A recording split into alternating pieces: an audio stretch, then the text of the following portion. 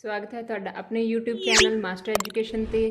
अज असीं करन जा रहे हैं अपना नैक्सट चैप्टर तेजाब, खार अते लूण, जिन्हों आपां एसिड, बेसिस ते सॉल्ट कह सकते हैं इंग्लिश मीडियम विच। तां चलो जी स्टार्ट करते हैं। तो पहला साडा है तेजाब। तेजाब एसिड की हुंदा है? तेजाब या एसिड जिहड़ा एक तरह का एक लिक्विड हुंदा है जिस विच एक इन्नी पावर हुंदी है कि वह मैटल नूं अपने विच डिजोल्व कर सकता है। ठीक है, अपनी स्किन नूं भी बर्न कर सकता है, किसी क्लॉथ नूं, किसी कपड़े नूं भी की कर सकता, वो जला सकता है। तो एक इस तरह का लिक्विड सबसटेंस हुंदा है। ठीक है, इहदियां प्रॉपर्टीज़ देखिए तो जिहड़ा तेजाब है उसका स्वाद खट्टा हुंदा है, सौर इहदा टेस्ट हुंदा है। ठीक है, जिन्ना भी तेजाब नूं आपां टेस्ट मतलब खाण लाइक हुंदे आ जिहड़े जिन्हां नूं आपां टेस्ट कर सकते हैं। ठीक है, क्योंकि सारे जिहड़े तेजाब आ उन्हां नूं आपां टेस्ट भी नहीं कर सकते, क्योंकि जिहड़े ज़्यादा स्ट्रोंग होंगे आ वो फिर की है बर्न भी कर देंगे। ठीक है, तो वो खाण लाइक नहीं होंगे। फिर तो जिहड़े ऑर्गैनिक होंगे, जिहड़े मतलब कुदरत विचों जिवें आपां खाण वालियां चीज़ां खाने आ, जिवें नींबू हो गया है ना, ऑरेंज हो गया, तो ये आपां खा सकते हैं। तो इन्हां विच की हुंदा है, तेजाब हुंदा है ते वो खट्टे हुंदे आ। ठीक है, दूसरी प्रॉपर्टी है कि जिहड़े नीले लिटमस नूं की कर दिंदे आ, लाल कर दिंदे आ। ठीक है, ये आप अगे थोड़ा डिटेल च पढ़ांगे। एक बार तुसीं याद रखना है। याद किवें रखना है? एवं याद रख लेना भी जदों मान लो अपने एसिड जिहड़ा हैगा अपने हाथ ते गिर गया। ठीक है, तो एसिड जो गिरदा है तो कि अपनी चमड़ी जल के की हो जाएगी, लाल हो जाती है ना। तो बस तुसीं ये याद रखना है कि ये की है, नीले नूं लाल करदा, बस लाल नूं याद रखना है। जो तुसीं एसिड दा याद रख लोगे तो तुहानूं खार दा अपने आप ही याद रह जाना। ठीक है जी, होर प्रॉपर्टीज़ देखिए तो एक की है, ਇਹਦੀ प्रॉपर्टी हैगी ਕਰੋਸਿਵ इन नेचर है। ठीक है, ਕਰੋਸਿਵ का मतलब कि एक की है खोरन कर सकती है। खोरन जो मैं तुहानूं दस्सिया कि एक की है किसी मैटल नूं आपदे विच डिजोल्व कर सकती है, जिहड़ा मैटल है उसका खोरन कर सकती है। ठीक है, उसदे विच शेक हो सकती है। होर जिहड़ी प्रॉपर्टी देखिए तो ये की करती हैगी आ, कंडक्ट कर सकती है इलैक्ट्रिसिटी नूं। ठीक है, जिहड़े एसिड्स हुंदे की कर सकते हैं, कंडक्ट कर सकते हैं इलैक्ट्रिसिटी नूं। इन्हां विच दी जिहड़ी बिजली है वो लंघ सकती है, इलैक्ट्रिसिटी नूं कंडक्ट कर सकते हैं। तो ये कुछ प्रॉपर्टीज़ है जिहड़ियां इहदियां याद रखनी है कि ये स्वाद विच खट्टे हुंदे आ, नीले लिटमस नूं लाल कर दिंदे आ, करੋਸਿव इन नेचर है, कंडक्ट करदे इलैक्ट्रिसिटी नूं। ठीक है, तो इस तरह इन्हां तेजाबां नूं एक तरह के की हुंदे लिक्विड सबसटेंस हुंदे आ।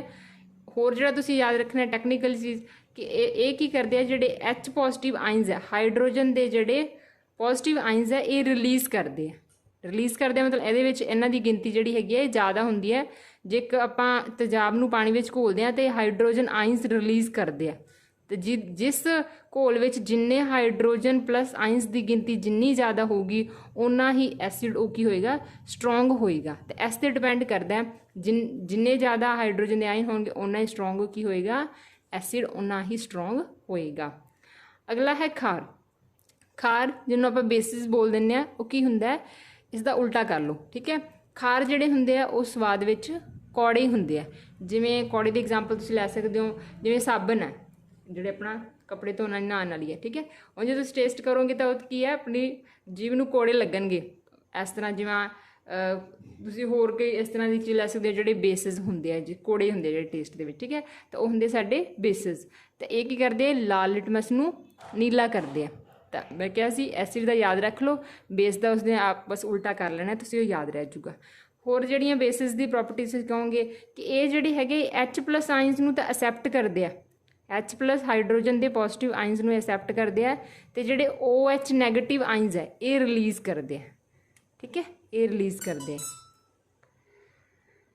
तो ये जिहड़े OH नैगेटिव दे आइंस की गिनती जिन्नी ज़्यादा होगी उन्ना ही ज़्यादा खार जिहड़ा होगा उन्ना ही ज़्यादा स्ट्रोंग खार होएगा। ठीक है, इसे करके ज़्यादातर जिहड़े एसिड हुंदे उन्हां नाल H जिहड़ा आयन है लग्या हुंदा है। ठीक है, H उहदे विच मौजूद होएगी, ते जिहड़े खार हुंदे उन्हां दे पिछे OH लग्या। जिन्ना ज़्यादा खार स्ट्रोंग है उन्ना ही मतलब उहदे विच OH नैगेटिव दे आइंस ज़्यादा होणगे। तो ये थोड़े तुसीं ध्यान रखना है, ये जिहड़ियां चीज़ां हैगियां ये पुछियां जाण वालियां एग्जाम दे विच ये पुछे जा सकदे आ। नैक्सट है लिटमस। लिटमस की एक तरह का इंडीकेटर है। इंडीकेटर जिन्होंने आप पंजाबी में सूचक बोल दें। सूचक वो जी सूचना देंगे, कादी सूचना देंगे कि जोड़ा कोई लिक्विड है वो की है, बेस है कि खार है। ठीक है, ਤਾਂ ਇਸ ਲਈ ਜਿਹੜਾ ਲਿਟਮਸ ਹੈ ਇਹ ਇੱਕ ਕੁਦਰਤੀ ਸੂਚਕ ਹੈ ਜਿਹੜਾ ਕੁਦਰਤ ਵਿੱਚੋਂ ਮਿਲਦਾ ਆਪਾਂ ਨੂੰ ਕਿਸੇ ਪੇੜ ਪੌਦਿਆਂ ਦੇ ਵਿੱਚੋਂ। ਠੀਕ ਹੈ, ਤਾਂ ਇਹ ਕੀ ਦੱਸਦਾ ਹੈਗਾ ਕਿ ਇਹ ਜਿਹੜਾ ਆਪਣਾ ਤੇਜ਼ਾਬ ਹੈ, ਕੋਈ ਲਿਕੁਇਡ ਹੈਗਾ ਜਿਹੜਾ ਤੇਜ਼ਾਬ ਹੈ ਕਿ ਖਾਰ ਹੈ। ਠੀਕ ਹੈ, ਪਿੱਛੇ ਪੜ੍ਹ ਕੇ ਆਏ ਆ, ਜੇ ਨੀਲੇ ਨੂੰ ਲਾਲ ਕਰ ਦੇਗਾ, ਠੀਕ ਹੈ, ਕੋਈ ਲਿਕੁਇਡ, ਤਾਂ ਉਹ ਤੇਜ਼ਾਬ ਹੋ ਜਾਏਗਾ। ਜੇ ਉਹ ਲਾਲ ਨੂੰ ਨੀਲਾ ਕਰ ਰਿਹਾ ਤਾਂ ਫਿਰ ਉਹ ਵਾਲਾ ਲਿਕੁਇਡ ਕੀ ਹੋਏਗਾ, ਖਾਰ ਹੋਏਗਾ। ਇਸ ਤਰ੍ਹਾਂ ਜਿਹੜਾ ਲਿਟਮਸ ਹੈ ਇਹ ਸੂਚਨਾ ਦਿੰਦਾ ਕਿ ਕੋਈ ਜਿਹੜਾ ਪਦਾਰਥ ਹੈ ਉਹ ਲਿਕੁਇਡ ਹੈਗਾ, ਉਹ ਐਸਿਡ ਹੈ ਕਿ ਬੇਸ ਹੈ। ਅੱਗੇ ਲਿਟਮਸ ਪੇਪਰ ਦੇ ਬਾਰੇ ਆਪਾਂ ਥੋੜ੍ਹਾ ਡਿਟੇਲ 'ਚ ਪੜ੍ਹ ਲੈਂਦੇ ਹਾਂ ਕਿਉਂਕਿ ਕੁਐਸਚਨ ਇਹਦੇ ਵਿੱਚੋਂ ਫਰੇਮ ਹੋ ਸਕਦਾ। ਲਿਟਮਸ ਦਾ ਘੋਲ ਬੈਂਗਨੀ ਰੰਗ ਦਾ ਹੁੰਦਾ, ਮਤਲਬ ਜਦੋਂ ਆਪਾਂ ਕਹੀਏ ਨੈਚੁਰਲ ਫੋਰਮ ਦੇ ਵਿੱਚ ਹੈ ਤਾਂ ਇਸ ਦਾ ਰੰਗ ਕੀ ਹੁੰਦਾ ਬੈਂਗਨੀ ਰੰਗ ਦਾ। ਮਤਲਬ ਆਪਾਂ ਇਸ ਤਰ੍ਹਾਂ ਦਾ ਇੱਕ ਪਦਾਰਥ ਟੈਸਟ ਕਰ ਰਹੇ ਹਾਂ ਜਿਹੜਾ ਨਾ ਐਸਿਡ ਹੈ ਨਾ ਬੇਸ ਹੈ, ਤਾਂ ਫਿਰ ਉਸ ਸਮੇਂ ਮਤਲਬ ਜਿਹੜਾ ਆਪਣੇ ਲਿਟਮਸ ਦਾ ਘੋਲ ਦਾ ਰੰਗ ਕੀ ਹੈ, ਬੈਂਗਨੀ ਹੀ ਰਹੇਗਾ। ਠੀਕ ਹੈ, ਤਾਂ ਲਿਟਮਸ ਮਿਲਦਾ ਕਿੱਥੋਂ ਆ? ਲਿਟਮਸ ਜਿਹੜਾ ਹੈਗਾ ਥੈਲੋਫਾਈਟਾ ਸਮੂਹ ਨਾਲ ਸੰਬੰਧਿਤ ਇੱਕ ਲਾਈਕਨ ਨਾਮ ਦੇ ਪੌਦੇ ਤੋਂ ਕੱਢਿਆ ਜਾਂਦਾ ਹੈ। ਠੀਕ ਹੈ, ਤਾਂ ਇਹ ਕੀ ਹੈ, ਇੱਕ ਪੌਦਿਆਂ ਤੋਂ ਮਿਲਣ ਵਾਲਾ ਇੱਕ ਪਦਾਰਥ ਹੈ। ਲਿਟਮਸ ਹੈ ਜਿਹੜਾ ਕੁਦਰਤੀ ਸੂਚਕ ਹੈ ਜਿਸ ਦਾ ਉਪਯੋਗ ਸੂਚਕ ਵਜੋਂ ਕੀਤਾ ਜਾਂਦਾ ਹੈ। ਠੀਕ ਹੈ, ਲਿਟਮਸ ਦਾ ਘੋਲ ਜਦੋਂ ਨਾ ਤਾਂ ਤੇਜ਼ਾਬੀ ਹੋਵੇ ਨਾ ਖਾਰੀ ਹੋਵੇ ਤਾਂ ਉਦੋਂ ਉਹਦਾ ਰੰਗ ਕੀ ਰਹੂਗਾ, ਬੈਂਗਨੀ ਰਹੂਗਾ। ਇਹ ਮੈਂ ਤੁਹਾਨੂੰ ਪਹਿਲਾਂ ਹੀ ਦੱਸਿਆ, ਤਾਂ ਇਹ ਯਾਦ ਰੱਖਣਾ ਹੈ ਕਿ ਇਸ ਦਾ ਨੈਚੁਰਲ ਕਲਰ ਕੀ ਹੈ ਜਦੋਂ ਇਹ ਨਾ ਉਸ ਘੋਲ ਵਿੱਚ ਪਾਉਂਦੇ ਹਾਂ, ਜਦੋਂ ਉਹ ਘੋਲ ਨਾ ਤੇਜ਼ਾਬੀ ਹੈ ਨਾ ਖਾਰੀ ਹੈ, ਤਾਂ ਇਹ ਕਿਹੜਾ ਰੰਗ ਪ੍ਰਦਰਸ਼ਿਤ ਕਰਦਾ ਹੈ, ਬੈਂਗਨੀ ਰੰਗ, ਕਿਉਂਕਿ ਇਹ ਇਹਦਾ ਨੈਚੁਰਲ ਰੰਗ ਹੈ। ਠੀਕ ਹੈ, ਤਾਂ ਬਹੁਤ ਸਾਰੀਆਂ ਜਿਹੜੀਆਂ ਕੁਦਰਤੀ ਵਸਤੂਆਂ ਹੋਰ ਵੀ ਹੈਗੀਆਂ ਜਿਹੜੀਆਂ ਸੂਚਕ ਦੇ ਤੌਰ 'ਤੇ ਕੰਮ ਕਰਦੀਆਂ। ਉਹਦੇ ਵਿੱਚ ਤੁਸੀਂ ਕੀ ਯਾਦ ਰੱਖਣੀ ਹੈ? ਇੱਕ ਤਾਂ ਲਾਲ ਪੱਤਾ ਗੋਭੀ, ਇਹ ਵੀ ਐਸਿਡ ਅਤੇ ਸਾਨੂੰ ਖਾਰਾਂ ਬਾਰੇ ਦੱਸਦੀ ਹੈ। ਠੀਕ ਹੈ, ਹਲਦੀ, ਟਰਮਰਿਕ, ਅਤੇ ਕੁਝ ਫੁੱਲ ਵੀ ਹੈਗੇ, ਉਹਨਾਂ ਫੁੱਲਾਂ ਦੇ ਨਾਮ ਤੁਸੀਂ ਯਾਦ ਰੱਖਣੇ ਹੈ।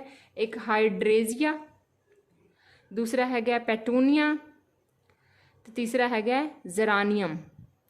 ਠੀਕ ਹੈ, ਤਾਂ ਇਹ ਤਾਂ ਤਿੰਨ ਤੁਸੀਂ ਦੋ ਤਾਂ ਮਤਲਬ ਆਪਣੇ ਖਾਣ ਪੀਣ ਦੀਆਂ ਚੀਜ਼ਾਂ 'ਚ ਆ ਗਈਆਂ। ਇੱਕ ਲਾਲ ਪੱਤਾ ਗੋਭੀ, ਇਹ ਵੀ ਸੂਚਕ ਹੈ, ਕੁਦਰਤੀ ਸੂਚਕ ਦੇ ਵਿੱਚ ਗਿਣਾਂਗੇ ਇਹਨੂੰ ਆਪਾਂ, ਅਤੇ ਇੱਕ ਹਲਦੀ।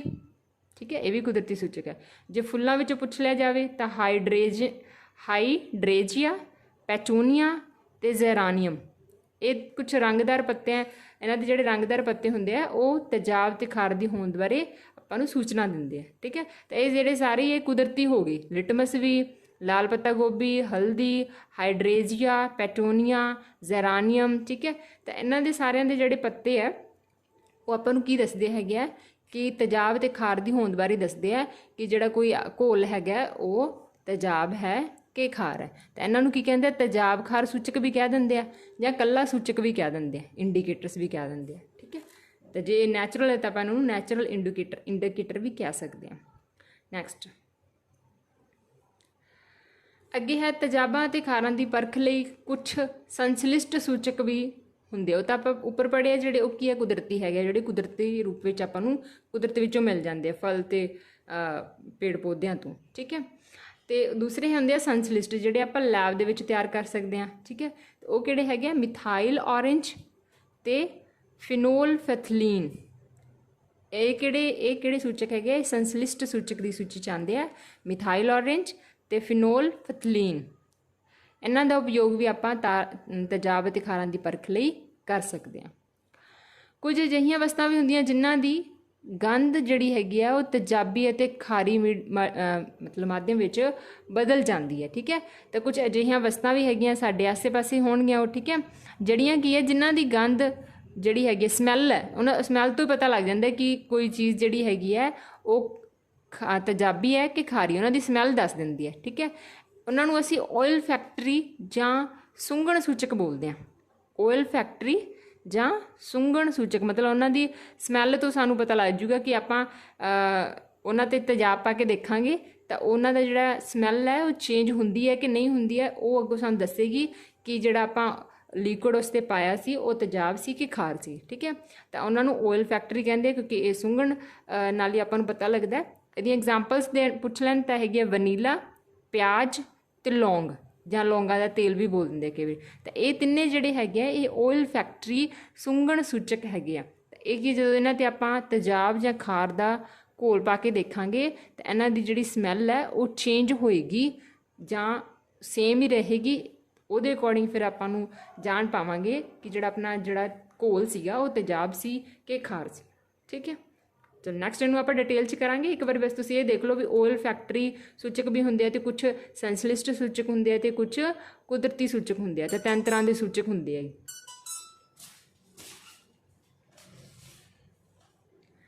ਉਸ ਤੋਂ ਬਾਅਦ ਨੈਕਸਟ ਦੇਖਦੇ ਹਾਂ। ਨੈਕਸਟ ਜਿਹੜੇ ਆਪਾਂ ਜਿੰਨੇ ਵੀ ਸੂਚਕ ਹੈ ਇਹਨਾਂ ਨੂੰ ਧਿਆਨ ਨਾਲ ਪੜਾਂਗੇ, ਕਿਉਂਕਿ 2364 ਵਿੱਚ ਇੱਕ ਕੁਐਸਚਨ ਆਇਆ ਸੀ ਇਹਦੇ ਵਿੱਚ, ਇਸ ਟੇਬਲ ਦੇ ਵਿੱਚੋਂ ਫਰੇਮ ਹੋਇਆ ਸੀ, ਕਿਉਂਕਿ ਟੇਬਲ ਜਿਹੜਾ ਹੈਗਾ ਸਭ ਤੋਂ ਮੋਸਟ ਇੰਪੋਰਟੈਂਟ ਹੈ ਇਸ ਚੈਪਟਰ ਦੇ ਵਿੱਚੋਂ। ਇਹਦੇ ਵਿੱਚ ਕੀ ਦਿੱਤਾ ਹੋਇਆ, ਇੱਕ ਸਾਈਡ ਤੇ ਆਪਾਂ ਨੂੰ ਇੰਡੀਕੇਟਰਸ ਦਿੱਤੇ ਹੋਏ ਆ ਜਿਹੜੇ ਆਪਾਂ ਉੱਪਰ ਪੜ੍ਹ ਕੇ ਆਏ ਆ, ਨੈਚੁਰਲ ਇੰਡੀਕੇਟਰਸ ਕੁਦਰਤੀ ਸੂਚਕ, ਸਿੰਥੈਟਿਕ ਸੰਸ਼ਲਿਸ਼ਟ ਤੇ ਓਇਲ ਫੈਕਟਰੀ ਸੁੰਘਣ ਸੂਚਕ, ਠੀਕ ਹੈ, ਜਿਨ੍ਹਾਂ ਦੀ ਸਮੈਲ ਤੋਂ ਪਤਾ ਲੱਗੂਗਾ ਆਪਾਂ ਨੂੰ। ਤਾਂ ਇੱਥੇ ਤੁਸੀਂ ਪਹਿਲਾਂ ਇਹ ਵੀ ਯਾਦ ਰੱਖ ਲੈਣਾ ਹੈ ਕਿ ਨੈਚੁਰਲ ਇੰਡੀਕੇਟਰ ਕਿਹੜੇ ਕਿਹੜੇ ਆ, ਲਿਟਮਸ, ਰੈੱਡ ਕੈਬੇਜ ਮਤਲਬ ਲਾਲ ਪੱਤਾ ਗੋਭੀ, ਠੀਕ ਹੈ, ਫਲਾਰ ਆਫ ਹਾਈਡਰੇਜੀਆ, ਇਹ ਜਿਹੜਾ ਆਪਾਂ ਫਲਾਰ ਦੀ ਗੱਲ ਕੀਤੀ ਸੀ ਉਹ ਵਾਲਾ, ਤੇ ਟਰਮਰਿਕ ਹਲਦੀ। ਤਾਂ ਇਹ ਆਪਾਂ ਇੱਥੇ ਦੇਖਾਂਗੇ ਇੱਧਰ ਟੇਬਲ ਦੇ ਵਿੱਚ ਕਿ ਇਹਨਾਂ ਦੀ ਸਮੈਲ ਜਾਂ ਕਲਰ ਐਸਿਡਿਕ ਸੋਲਿਊਸ਼ਨ ਦੇ ਵਿੱਚ ਕਿਵੇਂ ਦੀ ਹੋਏਗੀ। ਇਸ ਕਾਲਮ ਦੇ ਵਿੱਚ ਆਪਾਂ ਦੇਖਾਂਗੇ ਕਿ ਇਹਨਾਂ ਦੀ ਸਮੈਲ ਤੇ ਕਲਰ ਜਿਹੜਾ ਹੈਗਾ ਬੇਸਿਕ ਸੋਲਿਊਸ਼ਨ ਵਿੱਚ ਕਿਸ ਤਰ੍ਹਾਂ ਦੀ ਰਹੇਗੀ, ਠੀਕ ਹੈ। ਤਾਂ ਇਸ ਟੇਬਲ ਨੂੰ ਕੀ ਹੈ ਧਿਆਨ ਨਾਲ ਹਰ ਐਂਗਲ ਤੋਂ ਇਸ ਨੂੰ ਪੜ੍ਹਨਾ ਹੈ ਕਿ ਅਗਰ ਆਪਾਂ ਨੂੰ ਨੈਚੁਰਲ ਇੰਡੀਕੇਟਰ ਦੇ ਵਿੱਚੋਂ ਕੁਐਸਚਨ ਪੁੱਟ ਕਰ ਲਏ ਕਿ 3 ਆਪਸ਼ਨ ਆਪਾਂ ਨੂੰ ਨੈਚੁਰਲ 'ਚ ਪਾ ਕੇ ਇੱਕ ਆਪਾਂ ਨੂੰ ਸਿੰਥੈਟਿਕ 'ਚ ਪਾ ਦੇਣ ਤੇ ਫਿਰ ਪੁੱਛ ਲੈਣ ਕਿ ਕਿਹੜਾ ਨੈਚੁਰਲ ਨਹੀਂ ਹੈ, ਉਸ ਐਂਗਲ ਨਾਲ ਵੀ ਇਹਨੂੰ ਲਰਨ ਕਰਨਾ ਹੈ, ਠੀਕ ਹੈ। ਤੇ ਇਸ ਤਰ੍ਹਾਂ ਵੀ ਲਰਨ ਕਰਨਾ ਹੈ ਵੀ ਜਿਹੜਾ ਲਿਟਮਸ ਹੈ ਉਹ ਐਸਿਡ ਘੋਲ ਵਿੱਚ ਕਿਸ ਤਰ੍ਹਾਂ ਦਾ ਹੁੰਦਾ, ਲਿਟਮਸ ਬੇਸਿਕ ਘੋਲ ਵਿੱਚ ਕਿਸ ਤਰ੍ਹਾਂ ਦਾ ਹੁੰਦਾ। ਤਾਂ ਅੱਜ ਪਹਿਲਾਂ ਆਪਾਂ ਇਹਨੂੰ ਸਮਝ ਲੈਂਦੇ ਹਾਂ ਚੰਗੀ ਤਰ੍ਹਾਂ। ਤਾਂ ਆਪਾਂ ਨੈਚੁਰਲ ਦੇਖ ਲਏ, ਲਿਟਮਸ, ਰੈੱਡ ਕੇਬੇਜ ਤੇ ਜਿਹੜਾ ਫਲਾਰ ਆਫ ਹਾਈਡਰੇਜੀਆ ਤੇ ਟਰਮਰਿਕ, ਇਹ ਸਾਰੇ ਨੈਚੁਰਲ ਇੰਡੀਕੇਟਰਸ ਹੈ। ਫਿਨੋਲ ਫਿਥਿਲੀਨ ਤੇ ਮਿਥਾਈਲ ਔਰੇਂਜ, ਇਹ ਦੋਨੇ ਸਿੰਥੈਟਿਕ ਇੰਡੀਕੇਟਰਸ ਹੈ। ਤੇ ਆਇਲ ਫੈਕਟਰੀ ਕਿਹੜੀ ਹੈ, ਜਿਨ੍ਹਾਂ ਦੀ ਸੁੰਘਣ ਸੂਚਕ ਜਿਹਨੂੰ ਆਪਾਂ ਬੋਲਦੇ ਹਾਂ ਉਹ ਹੈਗੇ ਔਨੀਅਨ, ਪਿਆਜ਼, ਵੈਨੀਲਾ ਐਸੈਂਸ ਤੇ ਇੱਕ ਕਲੋਵ ਆਇਲ। ਕਲੋਵ ਮਤਲਬ ਜਿਹੜਾ ਲੌਂਗਾਂ ਦਾ ਤੇਲ ਹੁੰਦਾ, ਠੀਕ ਹੈ। ਤਾਂ ਪਹਿਲੇ ਤੇ ਆ ਜਾਓ, ਲਿਟਮਸ ਕੀ ਆ। ਲਿਟਮਸ ਜਿਹੜਾ ਹੈਗਾ ਐਸਿਡਿਕ ਘੋਲ ਦੇ ਵਿੱਚ ਰੈੱਡ ਹੋ ਜਾਂਦਾ, ਮਤਲਬ ਨੀਲੇ ਤੋਂ ਲਾਲ ਹੁੰਦਾ। ਤੁਸੀਂ ਰਿਜ਼ਲਟ ਯਾਦ ਰੱਖਣਾ ਵੀ ਕੀ ਹੋ ਜਾਂਦਾ, ਲਾਲ ਹੋ ਜਾਂਦਾ। ਲਾਲ ਕੀ ਹੋਊਗਾ, ਨੀਲਾ ਹੋਊਗਾ, ਫਿਰ ਹੀ ਉਹ ਲਾਲ ਹੋਇਆ ਹੋਊਗਾ ਨਾ, ਫਿਰ ਹੀ ਆਪਾਂ ਨੂੰ ਪਤਾ ਲੱਗਿਆ। ਤਾਂ ਨੀਲੇ ਨੂੰ ਲਾਲ ਕਰਦਾ। ਤੇ ਲਿਟਮਸ ਬੇਸਿਕ ਘੋਲ ਦੇ ਵਿੱਚ, ਖਾਰ ਵਾਲੇ ਘੋਲ 'ਚ ਕੀ ਹੋ ਜਾਂਦਾ, ਨੀਲਾ ਹੋ ਜਾਂਦਾ, ਲਾਲ ਤੋਂ ਨੀਲਾ ਹੋ ਜਾਂਦਾ। ਤਾਂ ਇਹ ਧਿਆਨ ਰੱਖਣਾ। ਉਸ ਤੋਂ ਬਾਅਦ ਰੈੱਡ ਕੈਬੇਜ ਹੈ, ਐਸਿਡਿਕ ਘੋਲ ਦੇ ਵਿੱਚ ਇਸ ਦੇ ਪੱਤੇ ਜਿਹੜੇ ਹੈਗੇ ਕੀ ਹੋਣਗੇ, ਰੈੱਡ ਹੋ ਜਾਣਗੇ, ਠੀਕ ਹੈ। ਤੇ ਜਿਹੜੀ ਤੁਹਾਡੀ ਮਤਲਬ ਰੈੱਡ ਹੀ ਹੋਣਗੇ ਪੱਤੇ, ਤੇ ਰੈੱਡ ਹੀ ਰਹਿਣਗੇ ਐਸਿਡਿਕ ਦੇ ਵਿੱਚ, ਧਿਆਨ ਰੱਖਣਾ। ਤੇ ਬੇਸਿਕ ਵਿੱਚ ਖਾਰ ਦੇ ਘੋਲ ਵਿੱਚ ਕੀ ਹੋ ਜਾਂਦੇ ਆ, ਹਰੇ ਹੋ ਜਾਂਦੇ ਆ, ਗ੍ਰੀਨ ਹੋ ਜਾਂਦੇ ਆ, ਠੀਕ ਹੈ। ਅੱਗੇ ਹੈ ਫਲਾਰ ਆਫ ਹਾਈਡਰੇਜੀਆ। ਹਾਈਡਰੇਜੀਆ ਦਾ ਜਿਹੜਾ ਫੁੱਲ ਹੈ ਉਹ ਉਹਦੇ ਪੱਤਿਆਂ 'ਤੇ ਜੇ ਆਪਾਂ ਐਸਿਡਿਕ ਘੋਲ ਪਾ ਕੇ ਦੇਖਾਂਗੇ ਤਾਂ ਉਹ ਕੀ ਹੈ, ਬਲੂ ਰਹਿਣਗੇ, ਨੀਲੇ। ਤੇ ਜੇ ਉਹਨਾਂ 'ਤੇ ਆਪਾਂ ਬੇਸਿਕ ਘੋਲ ਪਾ ਕੇ ਦੇਖਾਂਗੇ ਤਾਂ ਉਹਨਾਂ ਦਾ ਰੰਗ ਕੀ ਚੇਂਜ ਹੋ ਜਾਊਗਾ, ਪਿੰਕ ਹੋ ਜਾਏਗਾ। ਤਾਂ ਇਹਨਾਂ ਦੀ ਜਿਹੜੀ ਕਲਰ ਹੈ ਇਹ ਇੰਪੋਰਟੈਂਟ ਹੈ, ਮੋਸਟ ਇੰਪੋਰਟੈਂਟ, ਠੀਕ ਹੈ। ਅੱਗੇ ਹੈ ਟਰਮਰਿਕ, ਹਲਦੀ। ਜੇ ਹਲਦੀ ਦੇ ਉੱਤੇ ਆਪਾਂ ਤੇਜ਼ਾਬ ਦਾ ਘੋਲ ਐਸਿਡਿਕ ਸੋਲਿਊਸ਼ਨ ਪਾ ਕੇ ਦੇਖਾਂਗੇ ਤਾਂ ਉਹਦੇ ਵਿੱਚ ਕੋਈ ਵੀ ਚੇਂਜ ਨਹੀਂ ਆਏਗੀ। ਜਦ ਕਿ ਜਦੋਂ ਆਪਾਂ ਉਹਦੇ 'ਤੇ ਬੇਸਿਕ ਦਾ ਘੋਲ ਪਾਵਾਂਗੇ ਤਾਂ ਉਹ ਕੀ ਹੋ ਜਾਏਗਾ, ਰੈੱਡ ਬਰਾਊਨ ਕਲਰ ਦਾ ਹੋ ਜਾਏਗਾ, ਠੀਕ ਹੈ। ਇਹ ਧਿਆਨ ਰੱਖਣਾ, ਇਹ ਵੀ ਇੰਪੋਰਟੈਂਟ ਹੈ। ਉਸ ਤੋਂ ਬਾਅਦ ਹੈ ਸਿੰਥੈਟਿਕ ਇੰਡੀਕੇਟਰ। ਫਿਨੋਲ ਫਿਥਿਲੀਨ ਐਸਿਡਿਕ ਘੋਲ ਦੇ ਵਿੱਚ ਕਲਰਲੈਸ ਹੋ ਜਾਂਦੀ ਹੈ ਤੇ ਬੇਸਿਕ ਘੋਲ ਦੇ ਵਿੱਚ ਪਿੰਕ ਕਲਰ ਦੀ ਹੋ ਜਾਂਦੀ ਹੈ। ਤਾਂ ਇਹਨੂੰ ਥੋੜਾ ਟ੍ਰਿਕ ਨਾਲ ਯਾਦ ਰੱਖਣਾ। ਫਿਨੋਲ ਕਾਹਦੇ ਨਾਲ ਸਟਾਰਟ ਹੁੰਦਾ, ਤੁਹਾਡਾ ਪੀ ਨਾਲ, ਤੇ ਫਿਰ ਤੁਹਾਡਾ ਜਿਹੜਾ ਬੇਸਿਕ ਹੈ ਉਹਦੇ ਵਿੱਚ ਵੀ ਤੁਸੀਂ ਕਲਰ ਯਾਦ ਰੱਖਣਾ, ਪਿੰਕ, ਠੀਕ ਹੈ। ਪਹਿਲਾ ਫਿੱਕਾ, ਫਿੱਕਾ ਮਤਲਬ ਕਲਰਲੈਸ, ਤੇ ਦੂਸਰਾ ਕੀ ਹੋ ਜਾਊਗਾ, ਪਿੰਕ। ਤਾਂ ਇਸ ਨੂੰ ਤੁਸੀਂ ਟ੍ਰਿਕ ਲਗਾ ਕੇ ਤੁਸੀਂ ਯਾਦ ਰੱਖਣਾ। ਅਗਲਾ ਹੈ ਮਿਥਾਈਲ ਔਰੇਂਜ। ਇਹ ਤੁਹਾਡਾ ਐਸਿਡਿਕ ਮੀਡੀਅਮ, ਤੇਜ਼ਾਬੀ ਘੋਲ ਦੇ ਵਿੱਚ ਰੈੱਡ, ਠੀਕ ਹੈ। ਤੇ ਜਿਹੜਾ ਤੁਹਾਡਾ ਬੇਸਿਕ ਘੋਲ ਦੇ ਵਿੱਚ ਯੈਲੋ, ਪੀਲੇ ਰੰਗ ਨੂੰ ਮਤਲਬ ਪ੍ਰਦਰਸ਼ਿਤ ਕਰਦਾ ਹੈ। ਜੇ ਪੀਲਾ ਰੰਗ ਸ਼ੋ ਕਰ ਰਿਹਾ ਤਾਂ ਮਤਲਬ ਜਿਹੜਾ ਬੇਸਿਕ ਆਪਾਂ ਜਿਹੜਾ ਸੋਲਿਊਸ਼ਨ ਆਪਾਂ ਇਹਦੇ 'ਤੇ ਪਾਇਆ ਹੋਊਗਾ ਉਹ ਕਿਹੜਾ ਸੀਗਾ, ਉਹ ਬੇਸਿਕ ਸੀਗਾ, ਠੀਕ ਹੈ। ਇਸ ਨੂੰ ਵੀ ਯਾਦ ਰੱਖਣਾ ਹੈਗਾ। ਇਹਨੂੰ ਤੁਸੀਂ ਕਿਵੇਂ ਯਾਦ ਰੱਖੋਗੇ, ਪਹਿਲਾਂ ਈ ਆ ਰਹੀ ਹੈ ਮਤਲਬ ਮੈਥ ਤੋਂ ਈ ਤੋਂ ਤੁਸੀਂ ਰੈੱਡ ਦੇ ਵਿੱਚ ਈ ਆਉਂਦੀ ਹੈ, ਇਸ ਤਰ੍ਹਾਂ ਯਾਦ ਰੱਖ ਲੈਣਾ। ਪਿੱਛੇ ਦੇ 'ਚ ਵਾਈ ਆ ਰਹੀ ਹੈ ਤਾਂ ਉਹ ਕੀ ਹੋ ਜਾਊਗਾ, ਉਹ ਯੈਲੋ ਹੈ। ਅਤੇ ਇਹਦੇ ਵਿੱਚ ਆਹ 2 ਕਲਰ ਤੁਸੀਂ ਯਾਦ ਰੱਖਣੇ ਆ ਕਿ ਐਸਿਡ ਦੇ ਵਿੱਚ ਇਹ ਰੈੱਡ ਹੋ ਜਾਂਦਾ ਅਤੇ ਬੇਸਿਕ ਦੇ ਵਿੱਚ ਇਹ ਯੈਲੋ ਹੋ ਜਾਂਦਾ। ਤਾਂ ਇਸ ਤਰ੍ਹਾਂ ਥੋੜ੍ਹਾ ਮੋਟਾ ਇਹਦਾ ਤੁਸੀਂ ਟ੍ਰਿਕ ਨਾਲ ਲਰਨ ਕਰ ਲੈਣਾ ਇਹਨੂੰ, ਠੀਕ ਹੈ, ਤਾਂ ਹੀ ਯਾਦ ਹੋਣਗੇ। ਉਸ ਤੋਂ ਬਾਅਦ ਹੈ ਔਨੀਅਨ। ਔਨੀਅਨ ਦੀ ਜਿਹੜੀ ਸਮੈਲ ਹੈ ਉਹ ਐਸਿਡਿਕ ਸੋਲਿਊਸ਼ਨ ਪਾਉਣ 'ਤੇ ਸੇਮ ਹੀ ਰਹਿੰਦੀ ਹੈ, ਉਹਦੇ ਵਿੱਚ ਕੋਈ ਚੇਂਜ ਨਹੀਂ ਆਉਂਦਾ, ਠੀਕ ਹੈ। ਪਰ ਜਦੋਂ ਉਹਨੂੰ ਉਹਦੇ 'ਤੇ ਆਪਾਂ ਬੇਸਿਕ ਸੋਲਿਊਸ਼ਨ ਪਾ ਕੇ ਦੇਖਦੇ ਹਾਂ, ਖਾਰ ਦਾ ਘੋਲ ਪਾ ਕੇ ਦੇਖਾਂਗੇ, ਤਾਂ ਉਹਦੀ ਜਿਹੜੀ ਸਮੈਲ ਆ ਉਹ ਗਾਇਬ ਹੋ ਜੂਗੀ, ਕੋਈ ਸਮੈਲ ਨਹੀਂ ਰਹੇਗੀ ਪਿਆਜ਼ 'ਚ, ਠੀਕ ਹੈ। ਓਨੀਅਨ ਦੀ ਕੋਈ ਸਮੈਲ ਨਹੀਂ ਰਹੇਗੀ। ਤੇ ਅੱਗੇ ਹੈ ਵਨੀਲਾ ਐਸੈਂਸ। ਇਹਦੇ ਵਿੱਚ ਇਹ ਵੀ ਐਸਿਡ ਦੇ ਵਿੱਚ ਕੀ ਹੈ, ਇਹਦੀ ਸਮੈਲ ਸੇਮ ਹੀ ਰਹੇਗੀ ਜਿਸ ਤਰ੍ਹਾਂ ਦੀ ਇਹਦੀ ਹੁੰਦੀ ਹੈ, ਪਰ ਖਾਰ ਦੇ ਘੋਲ ਵਿੱਚ ਕੀ ਹੋ ਜਾਏਗੀ, ਇਹਦੀ ਸਮੈਲ ਜਿਹੜੀ ਹੈ ਖਤਮ ਹੋ ਜਾਏਗੀ, ਨੋ ਸਮੈਲ, ਮਤਲਬ ਕੋਈ ਸਮੈਲ ਨਹੀਂ ਰਹੇਗੀ ਇਹਦੇ 'ਚ। ਕਲੋਵ ਆਇਲ, ਇਹਦਾ ਵੀ ਸੇਮ ਹੀ ਹੈ ਕਿ ਐਸਿਡਿਕ ਦੇ ਵਿੱਚ ਸੇਮ ਰਹੇਗਾ, ਅਤੇ ਜਦੋਂ ਬੇਸਿਕ ਸੋਲਿਊਸ਼ਨ ਦੇ ਵਿੱਚ ਪਾ ਕੇ ਦੇਖਾਂਗੇ ਤੇ ਸਮੈਲ ਜਿਹੜੀ ਉਹ ਗਾਇਬ ਹੋ ਜਾਏਗੀ, ਕੋਈ ਸਮੈਲ ਨਹੀਂ ਰਹੇਗੀ, ਮਤਲਬ ਸਮੈਲ ਲੈਸ ਹੋ ਜਾਏਗਾ, ਠੀਕ ਹੈ। ਤਾਂ ਇਹ ਤਾਂ ਸੇਮ ਹੀ ਹੈ ਤਿੰਨੇ, ਬਸ ਇਹਦੇ 'ਚ ਤੁਸੀਂ ਇਹ ਧਿਆਨ ਰੱਖਣਾ, ਆਇਲ ਫੈਕਟਰੀ ਦੀ ਐਗਜ਼ਾਮਪਲ ਤੁਸੀਂ ਧਿਆਨ ਰੱਖਣੀ ਹੈ ਕਿ ਓਨੀਅਨ, ਵਨੀਲਾ ਅਤੇ ਕਲੋਵ ਆਇਲ। ਅਤੇ ਸਿੰਥੈਟਿਕ ਵੀ ਦੋ ਹੀ ਹੈ, ਇੱਕ ਫਿਨੋਲ ਫਿਥਲਿਨ। ਫਿਨੋਲ ਤੋਂ ਤੁਸੀਂ ਪੀ ਤੋਂ ਪਿੰਕ ਕਲਰ ਯਾਦ ਰੱਖਣਾ, ਇੱਕ ਤਾਂ ਤੁਹਾਡਾ ਫਿੱਕਾ ਮਤਲਬ ਕਲਰਲੈਸ ਹੈ ਹੀ। ਮਿਥਾਈਲ ਦੇ ਵਿੱਚ ਈ ਤੋਂ ਰੈੱਡ ਵਾਲਾ ਈ, ਠੀਕ ਹੈ, ਯਾਦ ਰੱਖਣਾ, ਅਤੇ ਵਾਈ ਤੋਂ ਯੈਲੋ ਯਾਦ ਰੱਖ ਲੈਣਾ, ਠੀਕ ਹੈ। ਬਾਕੀ ਮੈਂ ਤੁਹਾਨੂੰ ਇਹ ਐਡਵਾਈਸ ਦੇਵਾਂਗੀ ਕਿ ਤੁਸੀਂ ਇਹ ਜਿਹੜਾ ਟੇਬਲ ਹੈ ਇਸਦਾ ਸਕਰੀਨਸ਼ਾਟ ਲੈ ਲੈਣਾ ਅਤੇ ਇਸਨੂੰ ਆਪਦੇ ਹੱਥ ਨਾਲ ਬਣਾ ਕੇ ਆਪਦੇ ਟੇਬਲ 'ਤੇ ਰੱਖ ਲੈਣਾ। ਰੋਜ਼ ਤੁਸੀਂ ਇਹਦੇ 'ਤੇ ਨਜ਼ਰ ਮਾਰੋਗੇ ਤਾਂ ਤੁਹਾਨੂੰ ਕੀ ਹੈ, ਚੰਗੀ ਤਰ੍ਹਾਂ ਲਰਨ ਹੋ ਜਾਏਗਾ। Got it.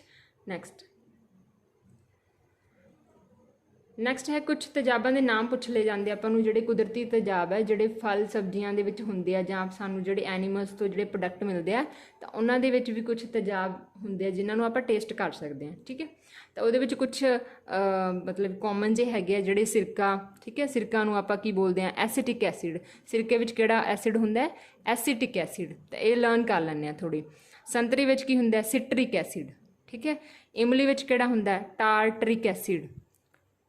ਟਮਾਟਰ ਵਿੱਚ, ਟੋਮੈਟੋ ਵਿੱਚ ਹੁੰਦਾ ਆਕਜ਼ੈਲਿਕ ਐਸਿਡ। ਜਿਹੜਾ ਦੁੱਧ ਖੱਟਾ ਹੋ ਜਾਂਦਾ ਜਾਂ ਦਹੀਂ ਹੈਗਾ ਜਿਹੜਾ, ਉਹਦੇ ਵਿੱਚ ਕਿਹੜਾ ਹੁੰਦਾ, ਲੈਕਟਿਕ ਐਸਿਡ। ਨਿੰਬੂ ਵਿੱਚ ਹੁੰਦਾ ਸਿਟਰਿਕ ਐਸਿਡ, ਮਤਲਬ ਸੰਤਰਾ ਅਤੇ ਨਿੰਬੂ ਦੋਵੇਂ ਹੀ ਕੀ ਹੁੰਦੇ, ਇਹਨਾਂ ਦੋਨਾਂ ਵਿੱਚ ਕੀ ਹੁੰਦਾ, ਸਿਟਰਿਕ ਐਸਿਡ ਹੁੰਦਾ। ਜਿਹੜਾ ਕੀੜੀ ਦਾ ਡੰਗ ਹੈ, ਇਹ ਇੱਕ ਦੋ ਕੁਐਸਚਨ SSC ਉੱਧਰ ਪੁੱਛਿਆ ਗਿਆ, ਇੱਕ ਦੋ ਐਗਜ਼ਾਮ ਮਤਲਬ PS ਟੈਟ ਵਿੱਚ ਵੀ ਪੁੱਛਿਆ ਗਿਆ ਕਿ ਕੀੜੀ ਦੇ ਡੰਗ ਵਿੱਚ, ਕਿ ਜਦੋਂ ਕੀੜੀ ਡੰਗ ਮਾਰਦੀ ਹੈ ਤਾਂ ਜਲਨ ਹੁੰਦੀ ਹੈ, ਤਾਂ ਉਹ ਕਿਹੜਾ ਤੇਜ਼ਾਬ ਮਤਲਬ ਆਪਣੀ ਚਮੜੀ ਦੇ ਵਿੱਚ ਛੱਡ ਦਿੰਦੀ ਜਿਸ ਨਾਲ ਉਹ ਜਲਨ ਹੁੰਦੀ ਹੈ, ਤਾਂ ਹੁੰਦਾ ਮੈਥੇਨੋਇਕ ਤੇਜ਼ਾਬ ਐਸਿਡ, ਠੀਕ ਹੈ, ਮੈਥੇਨੋਇਕ ਤੇਜ਼ਾਬ। ਅਤੇ ਜਿਹੜਾ ਨੈਟਲ ਦਾ ਡੰਕ ਹੁੰਦਾ, ਨੈਟਲ ਇੱਕ ਤਰ੍ਹਾਂ ਦਾ ਪੌਦਾ ਹੁੰਦਾ ਅਤੇ ਉਸ ਦੀਆਂ ਜਿਹੜੇ ਪੱਤੇ ਹੁੰਦੇ ਆ ਨਾ, ਉਹ ਮਤਲਬ ਕਹਿ ਸਕਦੇ ਹਾਂ ਪਿੰਸ ਦੀ ਤਰ੍ਹਾਂ ਹੁੰਦੇ ਆ, ਸੂਲਾਂ ਦੀ ਤਰ੍ਹਾਂ ਹੁੰਦੇ ਆ, ਅਤੇ ਜੋ ਉਹ ਚੁੱਭ ਜਾਂਦੇ ਆ ਤਾਂ ਉਹ ਵੀ ਕੀ ਹੈ, ਕਿਸੇ ਜਿਵੇਂ ਬਿੱਛੂ ਕੱਟ ਜਾਂਦਾ ਤਾਂ ਉਸਦਾ ਦਰਦ ਹੁੰਦਾ, ਉਸ ਤਰ੍ਹਾਂ ਦਾ ਦਰਦ ਹੁੰਦਾ, ਅਤੇ ਇਹ ਵੀ ਕੀ ਹੈ, ਤੇਜ਼ਾਬ ਹੁੰਦਾ ਇਹਦੇ ਵਿੱਚ। ਤਾਂ ਉਹ ਜੋ ਤੇਜ਼ਾਬ ਸਾਡੀ ਚਮੜੀ ਦੇ ਅੰਦਰ ਚਲਾ ਜਾਂਦਾ ਤਾਂ ਉਹ ਤੇਜ਼ਾਬ ਕਿਹੜਾ ਹੁੰਦਾ, ਮਿਥੇਨੋਇਕ ਐਸਿਡ, ਜਿਸ ਨਾਲ ਕੀ ਹੈ, ਕਾਫੀ ਪੇਨ ਹੁੰਦੀ ਹੈ, ਠੀਕ ਹੈ। ਤਾਂ ਇਹ ਵੀ ਤੇਜ਼ਾਬ ਦੀ ਵਜ੍ਹਾ ਕਰਕੇ ਹੁੰਦੀ ਹੈ। ਇੱਕ ਤੁਹਾਨੂੰ ਪੁੱਛਿਆ ਜਾ ਸਕਦਾ ਐਪਲ ਦੇ ਵਿੱਚ ਕਿਹੜਾ ਹੁੰਦਾ, ਠੀਕ ਹੈ। ਐਪਲ ਦੇ ਵਿੱਚ ਹੁੰਦਾ ਮੈਲਿਕ ਐਸਿਡ, ਮੈਲਿਕ ਐਸਿਡ,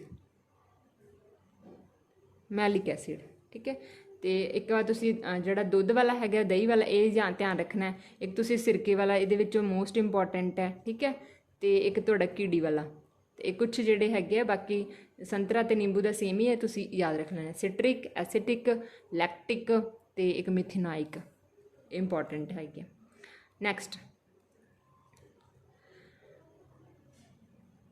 ਨੈਕਸਟ ਹੈਗਾ ਕਿ ਤੇਜ਼ਾਬ ਅਤੇ ਖਾਰਾਂ ਦੇ ਘੋਲ ਕਿੰਨੇ ਸ਼ਕਤੀਸ਼ਾਲੀ ਹੈਗੇ ਆ, ਇਹ ਆਪਾਂ ਪਤਾ ਕਰਨ ਲਈ ਕੀ ਕਰ ਸਕਦੇ ਹਾਂ, ਠੀਕ ਹੈ। ਜਿਵੇਂ ਆਪਾਂ ਇਹ ਤਾਂ ਪਿਛਲੇ ਇੰਡੀਕੇਟਰਸ ਤੋਂ ਦੇਖ ਲਿਆ ਕਿ ਆਪਾਂ ਚੈੱਕ ਕਰਨਾ ਕਿ ਕੋਈ ਸੋਲਿਊਸ਼ਨ ਤੇਜ਼ਾਬ ਹੈ ਕਿ ਖਾਰ ਹੈ। ਉਹਦੇ ਲਈ ਤਾਂ ਆਪਾਂ ਲਿਟਮਸ ਯੂਜ਼ ਕਰ ਲਿਆ, ਟਰਮਰਿਕ ਯੂਜ਼ ਕਰ ਲਿਆ, ਠੀਕ ਹੈ, ਆਇਲ ਫੈਕਟਰੀ ਇੰਡੀਕੇਟਰਸ ਯੂਜ਼ ਕਰ ਲਏ, ਤਾਂ ਉਹ ਸਭ ਤਾਂ ਇਹ ਦੱਸਦੇ ਆ ਕਿ ਜਿਹੜਾ ਸੋਲਿਊਸ਼ਨ ਹੈ ਉਹ ਖਾਰ ਹੈ ਕਿ ਐਸਿਡ ਹੈ, ਠੀਕ ਹੈ। ਬਟ ਜੇ ਆਪਾਂ ਇਹ ਦੇਖਣਾ ਹੁੰਦਾ ਵੀ ਆਪਾਂ ਨੂੰ ਇਹ ਤਾਂ ਪਤਾ ਹੈ ਕਿ ਐਸਿਡ ਹੈਗਾ, ਜਿਹੜਾ ਆਪਣਾ ਕੋਲ ਸੋਲਿਊਸ਼ਨ ਹੈ ਉਹ ਐਸਿਡ ਹੈ, ਪਰ ਉਹ ਕਿੰਨਾ ਸਟਰੋਂਗ ਐਸਿਡ ਹੈ, ਠੀਕ ਹੈ, ਉਹਦੇ 'ਚ ਉਹ ਕਿੰਨਾ ਸਟਰੋਂਗ ਹੈ, ਉਹ ਵੀਕ ਹੈ, ਤਾਂ ਇਹ ਪਤਾ ਕਰਨ ਵਾਸਤੇ ਸਾਡੇ ਕੋਲ ਕੀ ਹੈ, ਇੱਕ ਅਲੱਗ ਤਰ੍ਹਾਂ ਦਾ ਇੰਡੀਕੇਟਰ ਹੁੰਦਾ ਜਿਹਨੂੰ ਅਸੀਂ ਬੋਲਦੇ ਹਾਂ ਯੂਨੀਵਰਸਲ ਇੰਡੀਕੇਟਰ, ਠੀਕ ਹੈ। ਯੂਨੀਵਰਸਲ ਇੰਡੀਕੇਟਰ ਮੀਨਸ ਵਿਸ਼ਵ ਵਿਆਪੀ ਸੂਚਕ, ਜਿਹੜੇ ਸਾਨੂੰ ਦੱਸਦੇ ਆ ਵੀ ਜਿਹੜਾ ਕੋਈ ਐਸਿਡ ਹੈ ਉਹ ਕਿੰਨਾ ਸਟਰੋਂਗ ਹੈ, ਠੀਕ ਹੈ, ਜਾਂ ਕੋਈ ਬੇਸ ਸੋਲਿਊਸ਼ਨ ਹੈ ਉਹ ਕਿੰਨਾ ਵੀਕ ਹੈ, ਕਿੰਨਾ ਸਟਰੋਂਗ ਹੈ।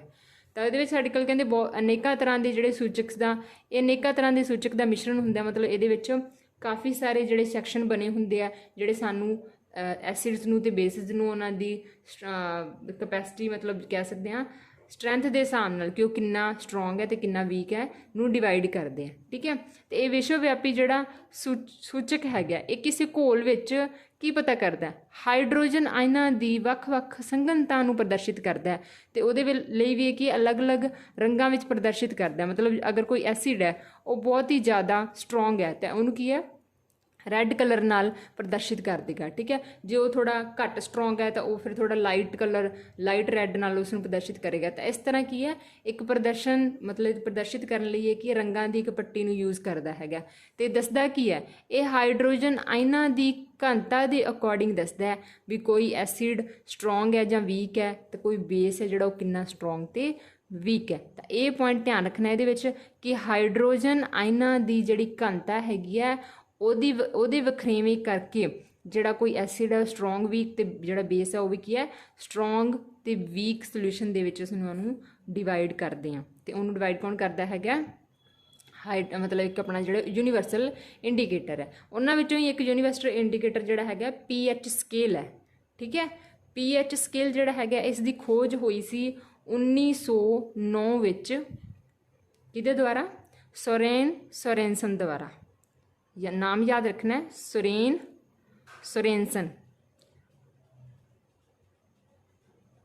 ਸੋਰੇਨਸਨ ਜਿਹੜਾ ਇੱਕ ਵਿਗਿਆਨੀ ਹੋਇਆ ਉਹਨਾਂ ਨੇ 1909 ਵਿੱਚ 2 ਲਿਖਤਾ ਮੈਂ 1909 ਵਿੱਚ pH ਸਕੇਲ ਦੀ ਖੋਜ ਕੀਤੀ। ਜਿਹੜਾ pH ਸਕੇਲ ਹੈ ਇਹ ਕੀ ਦਰਸਾਉਂਦਾ ਹੈ ਇਹ ਕਿਸੇ ਘੋਲ ਵਿੱਚ ਮੌਜੂਦ ਹਾਈਡਰੋਜਨ ਆਇਨਾਂ ਦੀ ਘਣਤਾ ਨੂੰ ਦਰਸਾਉਂਦਾ ਹੈ ਕਿ ਉਸ ਵਿੱਚ ਜਿਹੜੇ ਹਾਈਡਰੋਜਨ ਆਇਨ ਹੈ ਹਾਈਡਰੋਜਨ ਆਇਨ ਮਤਲਬ H ਪੋਜ਼ਿਟਿਵ ਠੀਕ ਹੈ ਤੇ OH ਨੈਗੇਟਿਵ ਇਹਨਾਂ ਦੀ ਘਣਤਾ ਨੂੰ ਦੱਸਦਾ। ਵੈਸੇ ਇੱਥੇ ਹਾਈਡਰੋਜਨ ਆਇਨ ਮਤਲਬ ਇਹ H ਪੋਜ਼ਿਟਿਵ ਹੀ ਦੱਸ ਦੇਗਾ ਤਾਂ ਉੱਥੇ ਆਪਾਂ ਨੂੰ ਪਤਾ ਲੱਗ ਜੂਗਾ ਕਿ ਜਿਹਦੇ ਵਿੱਚ ਹਾਈਡਰੋਜਨ ਆਇਨਸ ਪੋਜ਼ਿਟਿਵ ਦੀ ਗਿਣਤੀ ਜ਼ਿਆਦਾ ਹੋਊਗੀ ਉਹ ਓਨਾ ਹੀ ਜ਼ਿਆਦਾ ਸਟਰੋਂਗ ਐਸਿਡ ਹੋਏਗਾ ਤੇ ਜੇ ਉਹਦੇ ਵਿੱਚ H ਪੋਜ਼ਿਟਿਵ ਆਇਨਸ ਦੀ ਗਿਣਤੀ ਜਿੰਨੀ ਘੱਟ ਹੋਏਗੀ ਉਹ ਓਨਾ ਹੀ ਸਟਰੋਂਗ ਬੇਸ ਹੋਏਗਾ, ਓਨਾ ਹੀ ਸਟਰੋਂਗ ਖਾਰ ਹੋਏਗਾ। ਚਲੋ ਪੜ੍ਹ ਲੈਂਦੇ ਇੱਕ ਵਾਰੀ ਫਿਰ ਅੱਗੇ ਤੋਂ ਆਪਾਂ ਇਸ ਨੂੰ ਡਿਟੇਲ 'ਚ ਵੀ ਕਰਨ ਜਾ ਰਹੇ ਹਾਂ ਤੇ ਟੈਨਸ਼ਨ ਲਓ ਕਿ ਸਮਝ ਨਹੀਂ ਆ ਰਹੀ ਜਾਂ ਕੁਝ ਅੱਗੇ ਪੂਰੀ ਤਰ੍ਹਾਂ ਤੁਹਾਨੂੰ ਸਮਝ ਆ ਜਾਏਗਾ। ਕਿਸੇ ਘੋਲ ਵਿੱਚ ਮੌਜੂਦ ਹਾਈਡਰੋਜਨ ਆਇਨਾਂ ਦੀ ਸੰਘਣਤਾ ਪਤਾ ਕਰਨ ਲਈ ਇੱਕ ਸਕੇਲ ਵਿਕਸਿਤ ਕੀਤਾ ਗਿਆ। ਠੀਕ ਹੈ, ਜਿਸ ਨੂੰ pH ਸਕੇਲ ਕਹਿੰਦੇ ਆ, P ਸਮੋਲ ਤੇ H ਕੈਪੀਟਲ। ਠੀਕ ਹੈ, ਇਸ ਵਿੱਚ pH ਵਿੱਚ ਕਹਿੰਦੇ P ਦਾ ਭਾਵ ਹੈ P ਜਿਹੜਾ ਵਰਡ ਹੈ ਕਿੱਥੋਂ ਲਿਆ ਗਿਆ ਪੋਟੰਜ ਸ਼ਬਦ ਤੋਂ ਲਿਆ ਗਿਆ ਜਿਹੜਾ ਇੱਕ ਜਰਮਨ ਦਾ ਸ਼ਬਦ ਹੈ ਜਿਸ ਦਾ ਮਤਲਬ ਹੈ ਸ਼ਕਤੀ। ਕਿਸ ਵਿੱਚ ਕਿੰਨੀ ਸ਼ਕਤੀ ਹੈ। ਠੀਕ ਹੈ, ਸ਼ਕਤੀ ਦਾ ਮਤਲਬ ਇਸ ਵਿੱਚ ਕਿੰਨੇ H ਪੋਜ਼ਿਟਿਵ ਆਇਨਸ ਹੈਗੇ ਜਿਹਦੇ ਵਿੱਚ ਜ਼ਿਆਦਾ ਹੋਣਗੇ ਉਹਦੀ ਸ਼ਕਤੀ ਓਨੀ ਜ਼ਿਆਦਾ ਹੋਊਗੀ ਓਨਾ ਹੀ ਸਟਰੋਂਗ ਕੀ ਹੋਊਗਾ ਐਸਿਡ ਹੋਏਗਾ। ਠੀਕ ਹੈ, ਦੇਖ ਲੈਂਦੇ ਹਾਂ ਥੋੜ੍ਹਾ ਜਿਹੜਾ pH ਸਕੇਲ ਹੁੰਦਾ ਉਹ ਇਸ ਤਰ੍ਹਾਂ ਦਾ ਇੱਕ ਸਕੇਲ ਹੈ ਜਿਹੜਾ 0 ਤੋਂ ਲੈ ਕੇ ਨੀਚੇ ਜਿਹੜੀ ਤੁਹਾਨੂੰ ਪਿਕਚਰ ਦਿਖ ਰਹੀ ਹੈ ਇਹਦੇ ਵਿੱਚ ਸਾਰਾ ਡਿਟੇਲ 'ਚ ਆਪਾਂ ਕਰਾਂਗੇ। ਇੱਥੇ 0 ਤੋਂ ਸਟਾਰਟ ਹੋ ਕੇ ਕਿੱਥੋਂ ਤੱਕ ਜਾਂਦਾ ਹੈ 14 ਤੱਕ ਇਹਦੇ 'ਤੇ ਵੈਲਿਊ ਹੁੰਦੀ ਹੈ। ਠੀਕ ਹੈ, ਉੱਪਰ ਲਿਖੀ ਹੋਈ ਇੱਥੇ 14 ਤੱਕ 0 ਤੋਂ ਲੈ ਕੇ 14 ਤੱਕ ਜਿਹੜੀ ਇਹਦੇ 'ਤੇ ਇੱਕ ਨੰਬਰਿੰਗ ਲਿਖੀ ਹੁੰਦੀ ਹੈ ਤੇ ਸਾਰੇ ਜਿੰਨੇ ਵੀ ਤੇਜ਼ਾਬ ਹੈ ਖਾਰ ਹੈ ਉਹਨਾਂ ਨੂੰ ਇਸ ਸਕੇਲ ਦੇ ਉੱਤੇ ਉਸਨੇ ਨੰਬਰਿੰਗ ਦਿੱਤੀ ਹੋਈ ਹੈ। ਠੀਕ ਹੈ, ਸੈਂਟਰ ਵਿੱਚ ਹੁੰਦਾ ਉਦਾਸੀਨ ਹੁੰਦਾ ਜਿਹੜਾ ਨਿਊਟਰਲ ਹੁੰਦਾ ਜਿਹੜਾ ਨਾ ਖਾਰ ਵਾਲੀ ਸਾਈਡ 'ਤੇ ਹੈ ਨਾ ਤੇਜ਼ਾਬ ਵਾਲੀ ਸਾਈਡ 'ਤੇ ਹੈ ਤਾਂ ਉਹ ਕੀ ਹੈ ਨਿਊਟਰਲ ਹੈ। ਠੀਕ ਹੈ, ਨਿਊਟਰਲ ਜਿਹੜਾ ਨਾ ਖਾਰ ਹੈ ਨਾ ਤੇਜ਼ਾਬ ਹੈ ਉਹਦਾ ਨੰਬਰ 7 ਹੋਊਗਾ, ਉਹ ਸੈਂਟਰ 'ਚ ਹੋਊਗਾ ਬਿਲਕੁਲ। ਠੀਕ ਹੈ, ਤੇ ਜੇ ਸੈਂਟਰ ਤੋਂ ਇੱਧਰਲੇ ਪਾਸੇ ਜਾਵਾਂਗੇ ਆਪਣੇ ਖੱਬੇ ਹੱਥ ਨੂੰ ਤਾਂ ਉਹ ਤੇਜ਼ਾਬ ਜਿਹੜਾ ਹੈਗਾ ਇੱਧਰ ਨੂੰ ਤੇਜ਼ਾਬ ਦੀ ਜਿਹੜੀ ਪ੍ਰਕਿਰਤੀ ਹੈਗੀ ਉਹ ਵੱਧਦੀ ਜਾਏਗੀ ਤੇ ਇੱਥੇ ਜਿਹੜਾ ਤੇਜ਼ਾਬ ਹੋਏਗਾ ਉਹ ਸਭ ਤੋਂ ਜ਼ਿਆਦਾ ਸਟਰੋਂਗ ਹੋਏਗਾ 0 'ਤੇ। ਠੀਕ ਹੈ, ਤੇ ਜੇ ਇੱਧਰ ਵੱਲ ਨੂੰ ਜਾਵਾਂਗੇ ਸਕੇਲ 'ਚ 7 ਤੋਂ 14 ਵੱਲ ਜਾਵਾਂਗੇ ਤਾਂ ਫਿਰ ਇੱਧਰ ਜਿਹੜੇ ਹੈਗੇ ਆ ਉਹ ਬੇਸ ਜਿਹੜੇ ਉਹ ਉਹਨੇ ਸਟਰੋਂਗ ਹੁੰਦੇ ਜਾਣਗੇ। ਠੀਕ ਹੈ, ਮਤਲਬ ਇੱਧਰ ਜਿਹੜੇ ਹੈਗੇ ਆ ਇਹ ਜਿਹੜੇ ਬੇਸ ਸਟਰੋਂਗ ਹੁੰਦੇ ਜਾਣਗੇ ਜੇ ਇੱਧਰਲੇ ਵੱਲ ਨੂੰ ਜਾਵਾਂਗੇ ਤਾਂ ਓਨਾ ਹੀ ਜਿਹੜਾ ਐਸਿਡ ਆ ਉਹ ਸਟਰੋਂਗ ਹੁੰਦਾ ਜਾਏਗਾ। ਠੀਕ ਹੈ, ਤਾਂ ਇਹ ਸਟਰੋਂਗ ਦਾ ਮਤਲਬ ਕੀ ਹੈ ਕਿ ਇੱਥੇ ਜਿਹੜੇ ਹਾਈਡਰੋਜਨ ਪਲੱਸ ਆਇਨਸ ਦੀ ਜਿਹੜੀ ਘਣਤਾ ਹੈਗੀ ਇਹ ਜ਼ਿਆਦਾ ਹੈ ਤੇ ਜਿੱਥੇ ਮੈਂ ਕਿਹਾ ਸੀ ਜਿੰਨੀ ਜ਼ਿਆਦਾ ਹੋਊਗੀ ਓਨਾ ਹੀ ਜ਼ਿਆਦਾ ਸਟਰੋਂਗ ਉਹ ਐਸਿਡ ਹੈ ਤੇ ਇੱਧਰ ਜਿਹੜੀ ਘਣਤਾ ਹੈਗੀ ਇਹ ਵੱਧਦੀ ਜਾ ਰਹੀ ਹੈ ਤੇ ਇੱਥੇ ਕੀ ਹੋਊਗੀ ਇੱਥੇ ਮੈਕਸੀਮਮ ਹੋਊਗੀ ਤੇ ਜਿੱਥੇ H ਪਲੱਸ ਆਇਨਸ ਦੀ ਘਣਤਾ ਮੈਕਸੀਮਮ ਹੋਊਗੀ ਉੱਥੇ ਜਿਹੜਾ ਐਸਿਡ ਹੋਏਗਾ ਉਹ ਸਭ ਤੋਂ ਜ਼ਿਆਦਾ ਸਟਰੋਂਗ ਹੋਏਗਾ। ਠੀਕ ਹੈ, ਤੇ ਇੱਧਰ ਵੱਲ ਨੂੰ ਜਾਂਦੇ ਹਾਂ ਤਾਂ H ਪਲੱਸ ਆਇਨਸ ਦੀ ਜਿਹੜੀ ਆ ਦੇਖੋ ਤੁਸੀਂ ਦੇਖੋਗੇ ਜਿਹੜਾ ਬਲੂ ਕਲਰ ਦਾ ਜਿਹੜਾ ਹੈਗਾ ਇਹ ਕੀ ਹੈ ਘਟਦਾ ਜਾ ਰਿਹਾ ਮਤਲਬ H ਪੋਜ਼ਿਟਿਵ ਆਇਨਸ ਵਾਸਤੇ ਜਿਹੜਾ ਬਲੂ ਕਲਰ ਸ਼ੋ ਕੀਤਾ ਗਿਆ ਇੱਧਰ ਵੱਲ ਨੂੰ ਜਾ ਰਹੇ ਹਾਂ ਤੇ ਇੱਧਰ ਕੀ ਹੈ ਘਟਦਾ ਜਾ ਰਿਹਾ ਤਾਂ ਇਹਦਾ ਮਤਲਬ ਇੱਧਰ H+ ਆਇਨਸ ਘਟਦੇ ਜਾ ਰਹੇ ਆ ਤੇ ਕੀ ਵੱਧਦਾ ਜਾ ਰਿਹਾ ਇੱਧਰ OH ਨੈਗੇਟਿਵ ਵੱਧਦਾ ਜਾ ਰਿਹਾ। ਮਤਲਬ ਇਹਨਾਂ ਖਾਰਾਂ ਕੋਲ OH ਨੈਗੇਟਿਵ ਜ਼ਿਆਦਾ ਹੁੰਦਾ ਹੈ ਤੇ H+ ਘੱਟ ਹੁੰਦਾ ਹੈ। ਇਸ ਕਰਕੇ ਇਹ ਕੀ ਹੈ, ਇਹ ਸਟਰੋਂਗ ਖਾਰ ਬਣਦੇ ਜਾਂਦੇ ਇੱਧਰ। ਠੀਕ ਹੈ, ਇਸ ਸਕੇਲ ਦੇ ਵਿੱਚੋਂ ਆਪਾਂ ਨੂੰ ਸਾਰਾ ਕੁਝ ਪਤਾ ਲੱਗ ਜਾਂਦਾ ਹੈ ਵੀ ਖਾਰ ਜਿਹੜੇ ਹੁੰਦੇ ਆ ਉਹ ਕਾਹਦੇ ਕਰਕੇ ਸਟਰੋਂਗ ਹੋ ਰਿਹਾ, OH ਨੈਗੇਟਿਵ ਉਹਨਾਂ ਵਿੱਚ ਆਇਨਸ ਵੱਧਦੇ ਜਾ ਰਹੇ, ਉਵੇਂ ਉਵੇਂ ਕੀ ਹੋ ਰਿਹਾ, ਸਟਰੋਂਗ ਹੋ ਰਿਹਾ। ਪਰ ਜਿਹੜੇ ਐਸਿਡ ਆ ਉਹਨਾਂ ਵਿੱਚ H+ ਆਇਨ ਜਿਵੇਂ ਜਿਵੇਂ ਵਧੀ ਜਾਂਦਾ ਉਵੇਂ ਉਹ ਕੀ ਉਹ ਸਟਰੋਂਗ ਹੋ ਰਿਹਾ। ਠੀਕ ਹੈ, ਤਾਂ ਇਹਨਾਂ ਦੀ ਜਿਹੜੀ ਆਪਾਂ ਕਹਾਂਗੇ ਧਿਆਨ ਨਾਲ ਸਮਝਣਾ, ਇੱਥੇ 0 ਤੋਂ 7 ਤੱਕ ਕੀ ਹੈਗੇ ਆ, ਐਸਿਡ ਹੈਗੇ ਆ। ਠੀਕ ਹੈ, 0 ਤੋਂ 7 ਤੱਕ ਕੀ ਐਸਿਡ ਹੈ ਤੇ 7 ਤੋਂ ਲੈ ਕੇ 14 ਤੱਕ ਕੀ ਹੈ, ਖਾਰ ਹੈ ਸਾਡੀ। ਇਹ ਖਾਰ ਹੈ, ਇਹ ਸਾਡੇ ਐਸਿਡ ਹੈ। ਤੁਸੀਂ ਕਹੋਗੇ ਜਿਹੜਾ 0 ਨੰਬਰ 'ਤੇ ਹੈ ਐਸਿਡ ਉਹ ਸਭ ਤੋਂ ਜ਼ਿਆਦਾ ਸਟਰੋਂਗ ਹੈ ਤੇ ਜਿਹੜਾ 7 'ਤੇ ਹੈ ਉਹ ਸਭ ਤੋਂ ਜ਼ਿਆਦਾ ਵੀਕ ਹੈ। ਉਵੇਂ ਤੁਸੀਂ ਕਹੋਗੇ ਜਿਹੜਾ 7 'ਤੇ ਖਾਰ ਹੈਗਾ ਉਹ ਸਭ ਤੋਂ ਜ਼ਿਆਦਾ ਵੀਕ ਹੈ ਤੇ 14 ਤੇ ਜਿਹੜਾ ਹੈਗਾ ਉਹ ਸਭ ਤੋਂ ਜ਼ਿਆਦਾ ਸਟਰੋਂਗ ਹੈ ਖਾਰ। ਠੀਕ ਹੈ, ਤੇ ਇਸ ਤਰ੍ਹਾਂ ਇਹਨਾਂ ਨੂੰ ਡਿਫਰੈਂਸ਼ੀਏਟ ਕਰਨਾ ਹੈ। ਤੇ ਜਿਹੜਾ ਉਦਾਸੀਨ ਕੌਣ ਹੋਊਗਾ, ਜਿਹੜਾ ਜਿਸ ਦਾ pH ਮਾਨ 7 ਹੋਏਗਾ, ਉਹ ਤਾਂ ਨਿਊਟਰਲ ਹੈ। ਤੇ ਜਿਹੜੇ 7 ਤੋਂ ਘੱਟ ਹੋਣਗੇ, ਇਹ ਧਿਆਨ ਰੱਖਣਾ, 7 ਤੋਂ ਘੱਟ ਮਤਲਬ 0 ਵਾਲੀ ਸਾਈਡ। ਠੀਕ ਹੈ, 7 6 5 3 4 3 2 1 ਇਹ ਸਾਰੇ ਕੀ ਹੋਣਗੇ, 7 ਤੋਂ ਘੱਟ ਜਿਹੜੇ ਉਹ ਤੇਜ਼ਾਬੀ ਹੋਣਗੇ। ਬਸ ਇੱਕ ਯਾਦ ਰੱਖ ਲਿਓ ਕਿ ਜਿਵੇਂ ਜਿਵੇਂ ਅਸੀਂ 7 ਤੋਂ ਇੱਧਰ ਜਾਵਾਂਗੇ 0 ਵਾਲੀ ਸਾਈਡ, ਤਾਂ ਇਹ ਸਾਰੇ ਕੀ ਹੈ, ਇਹ ਸਾਡੇ ਤੇਜ਼ਾਬ ਹੈ। ਜਿੰਨਾ pH ਸਕੇਲ ਤੁਸੀਂ ਉੱਪਰ ਵੱਲ ਨੂੰ ਜਾਓਗੇ, 14 ਵਾਲੀ ਸਾਈਡ ਜਾਓਗੇ, ਉਧਰ ਕੀ ਹੋ ਜਾਣਗੇ, ਤੁਹਾਡੇ ਖਾਰ ਹੋ ਜਾਣਗੇ। ਤਾਂ 7 ਤੋਂ 14 ਵੱਲ ਵੱਧਦੇ ਆ ਤਾਂ ਖਾਰ, ਕਿਉਂਕਿ ਉੱਥੇ OH ਦੀ ਘਣਤਾ ਵੱਧਦੀ ਜਾਂਦੀ ਹੈ ਤੇ ਖਾਰ ਦੀ ਸ਼ਕਤੀ ਵੱਧਦੀ ਜਾਂਦੀ ਹੈ। ਠੀਕ ਹੈ, ਤਾਂ ਬਸ ਡਾਇਰੈਕਸ਼ਨ ਯਾਦ ਰੱਖਣੀ, ਇੱਧਰ ਐਸਿਡ ਸਟਰੋਂਗ ਹੋਈ ਜਾਣਗੇ ਤੇ ਉਧਰ ਜਾਵਾਂਗੇ ਤਾਂ ਉਧਰ ਖਾਰ ਤੁਹਾਡੇ ਸਟਰੋਂਗ ਹੋਈ ਜਾਣਗੇ। ਠੀਕ ਹੈ, ਇਹ ਜਿਹੜਾ ਇਹ ਕਨਸੈਪਟ ਹੈ ਨਾ, ਇਹ ਬਹੁਤ ਜ਼ਿਆਦਾ ਇੰਪੋਰਟੈਂਟ ਹੈ। ਇਸ ਚੈਪਟਰ ਦੇ ਵਿੱਚੋਂ ਕੁਐਸਚਨ ਇੱਥੋਂ ਵੀ ਬਣਨ ਦੀ ਜਿਹੜੀ ਪ੍ਰੋਬੇਬਿਲਿਟੀ ਹੈ ਪੂਰੀ ਰਹਿੰਦੀ ਹੈ। ਬਸ ਇਸ ਡਾਇਗਰਾਮ ਨੂੰ ਤੇ ਇਸ ਪੂਰੇ ਕਨਸੈਪਟ ਨੂੰ ਤੁਸੀਂ ਚੰਗੀ ਤਰ੍ਹਾਂ ਦਿਮਾਗ 'ਚ ਫਿੱਟ ਕਰ ਲੈਣਾ ਹੈ। ਠੀਕ ਹੈ, ਨੈਕਸਟ ਹੁਣ ਆ ਗਈ ਕਿ ਜਿਹੜਾ ਆਪਾਂ ਸਾਰਾ pH ਸਕੇਲ ਪੜ੍ਹਿਆ ਹੈ ਨਾ, ਇਹਦਾ ਸਾਡਾ ਡੇਲੀ ਲਾਈਫ 'ਚ ਕੀ ਯੂਜ਼ ਹੈਗਾ, ਕੀ ਇੰਪੋਰਟੈਂਸ ਹੈ, ਅਸੀਂ ਕਿਉਂ ਪੜ੍ਹਦੇ ਹਾਂ ਇਹਨਾਂ ਸਾਰਿਆਂ ਨੂੰ। ਠੀਕ ਹੈ, ਤਾਂ ਇਹਦਾ ਕਹਿੰਦੇ ਸਾਡੇ ਆਸ-ਪਾਸ ਜਿਹੜਾ ਵੀ ਕੁਝ ਵਾਪਰ ਰਿਹਾ, ਸਾਡੇ ਅੰਦਰ ਵੀ ਡਾਈਜੈਸ਼ਨ ਜਿਹੜਾ ਹੋ ਰਿਹਾ, ਆਪਾਂ ਕੁਝ ਖਾਣਾ ਖਾ ਰਹੇ ਹਾਂ, ਉਹਦੇ ਵਿੱਚ ਕੀ ਹੈਗਾ, ਉਹਦੇ ਵਿੱਚ ਵੀ ਐਸਿਡ, ਆਪਾਂ ਬਹੁਤ ਸਾਰੇ ਐਸਿਡ ਲੈ ਵੀ ਰਹੇ ਹਾਂ। ਸਾਡੇ ਸਟਮਕ ਦੇ ਵਿੱਚ, ਸਾਡੇ ਪੇਟ ਵਿੱਚ ਵੀ ਇੱਕ ਐਸਿਡ ਹੁੰਦਾ HCl ਹਾਈਡਰੋਕਲੋਰਿਕ ਐਸਿਡ, ਉਹ ਵੀ ਕੋਈ ਨਾ ਕੋਈ ਕੰਮ ਕਰਦਾ ਹੈਗਾ। ਠੀਕ ਹੈ, ਸਾਡੇ ਆਸ-ਪਾਸ ਵੀ ਬ੍ਰਹਿਮੰਡ ਦੇ ਵਿੱਚ ਵੀ ਦੂਸਰੇ ਗ੍ਰਹਿਾਂ 'ਤੇ ਵੀ ਕੁਝ ਐਸਿਡ ਹੈਗੇ ਆ। ਤਾਂ ਇਸ ਕਰਕੇ ਇਹਦੀ ਸਾਡੀ ਜ਼ਿੰਦਗੀ ਦੇ ਵਿੱਚ ਵੀ ਇੰਪੋਰਟੈਂਸ ਹੈਗੀ ਹੈ। ਤਾਂ ਆਪਾਂ ਦੇਖਦੇ ਹਾਂ ਕਿ ਜਿਹੜੇ ਕਈ ਵਾਰੀ ਕੁਐਸਚਨ ਜਿਹੜੇ ਹੈਗੇ ਉਹ ਐਪਲੀਕੇਸ਼ਨ ਬੇਸਡ ਬਣਦੇ ਆ, ਕਿ ਆਪਾਂ ਨੂੰ ਕੀ ਨੌਲੇਜ ਹੈਗੀ ਆਪਣੇ ਆਸੇ ਪਾਸੇ ਦੇ ਐਸਿਡਸ ਬਾਰੇ, ਆਪਣੇ ਅੰਦਰ ਵੀ ਜਿਹੜੇ ਐਸਿਡ ਹੈਗੇ ਉਹਨਾਂ ਦੇ ਬਾਰੇ। ਠੀਕ ਹੈ, ਤਾਂ ਬਸ ਇਹ ਜਿਹੜਾ ਤੁਹਾਡੇ ਰੋਜ਼ਾਨਾ ਜੀਵਨ ਵਿੱਚ pH ਦੀ ਮਹੱਤਤਾ ਹੈਗੀ ਹੈ, ਇਹਨੂੰ ਬਸ ਆਪਾਂ ਆਪਦੇ ਨਾਲ ਰਿਲੇਟ ਕਰਕੇ ਹੀ ਇਹਨੂੰ ਪੜ੍ਹਨਾ ਹੈ। ਠੀਕ ਹੈ, ਤਾਂ ਦੇਖੋ ਕਹਿੰਦੇ ਜਿਹੜਾ ਸਾਡਾ ਸਰੀਰ ਹੈ, ਇਹ ਕੁਐਸਚਨ ਬਣ ਜਾਂਦਾ ਕਿ ਜਿਹੜਾ ਸਾਡਾ ਸਰੀਰ ਹੈ ਉਹ pH ਦੀ ਕਿਹੜੀ ਰੇਂਜ ਵਿੱਚ ਕੰਮ ਕਰਦਾ। ਤਾਂ ਸਾਡਾ ਜਿਹੜਾ ਸਰੀਰ ਹੈ ਉਹ ਉਦਾਸੀਨ ਤੋਂ ਲੈ ਕੇ ਮਤਲਬ 7 ਤੋਂ ਲੈ ਕੇ 7.8 pH ਦੀ ਰੇਂਜ ਤੱਕ ਕੰਮ ਕਰਦਾ। ਮਤਲਬ ਜੇ 7 ਤੋਂ ਇੱਧਰ ਵੱਧ ਵੀ ਗਿਆ, ਜੇ ਅਸੀਂ 7 ਤੋਂ ਠੀਕ ਹੈ ਇੱਥੋਂ ਲੈ ਕੇ ਇੱਥੋਂ ਤੱਕ ਦੀ ਰੇਂਜ ਤੁਸੀਂ ਕਹਿ ਸਕਦੇ ਹੋ, 8 ਵੀ ਉੱਪਰ ਨਹੀਂ ਜਾ ਸਕਦੇ। ਠੀਕ ਹੈ, ਤਾਂ ਆ ਇੰਨੀ ਰੇਂਜ ਜਿਹੜੀ ਹੈ ਸਾਡੇ ਸਰੀਰ ਦੀ ਹੈਗੀ ਆ pH ਸਕੇਲ ਦੇ ਵਿੱਚ। ਸਾਡਾ ਸਰੀਰ ਇੰਨੀ ਕੁ ਰੇਂਜ 'ਤੇ ਅਸੀਂ ਸਰਵਾਈਵ ਕਰ ਸਕਦੇ ਹਾਂ। ਠੀਕ ਹੈ, ਅਤੇ ਜੇ ਇਹਦੇ ਤੋਂ ਘੱਟ ਗਿਆ, ਮਤਲਬ ਜੇ ਅਸੀਂ ਇੱਧਰ ਘਟਾਂਗੇ ਤਾਂ ਤੇਜ਼ਾਬ ਵੱਧ ਜੂਗਾ ਸਾਡੇ ਸਰੀਰ 'ਚ, ਅਤੇ ਤੇਜ਼ਾਬ ਵਧਣ ਨਾਲ ਵੀ ਕੀ ਹੈ, ਸਾਡੇ ਸਰੀਰ ਨੂੰ ਨੁਕਸਾਨ ਹੈ। ਠੀਕ ਹੈ, ਕਰੋਜਨ ਹੋ ਜੂਗਾ ਅੰਦਰ ਦੇ, ਤੇਜ਼ਾਬ ਨਾਲ ਕੀ ਹੋ ਜਾਂਦਾ, ਜਲਨ ਹੁੰਦੀ ਹੈ। ਠੀਕ ਹੈ, ਤਾਂ ਉਸ ਨਾਲ ਕੀ ਹੈ, ਸਾਡਾ ਨੁਕਸਾਨ ਹੁੰਦਾ।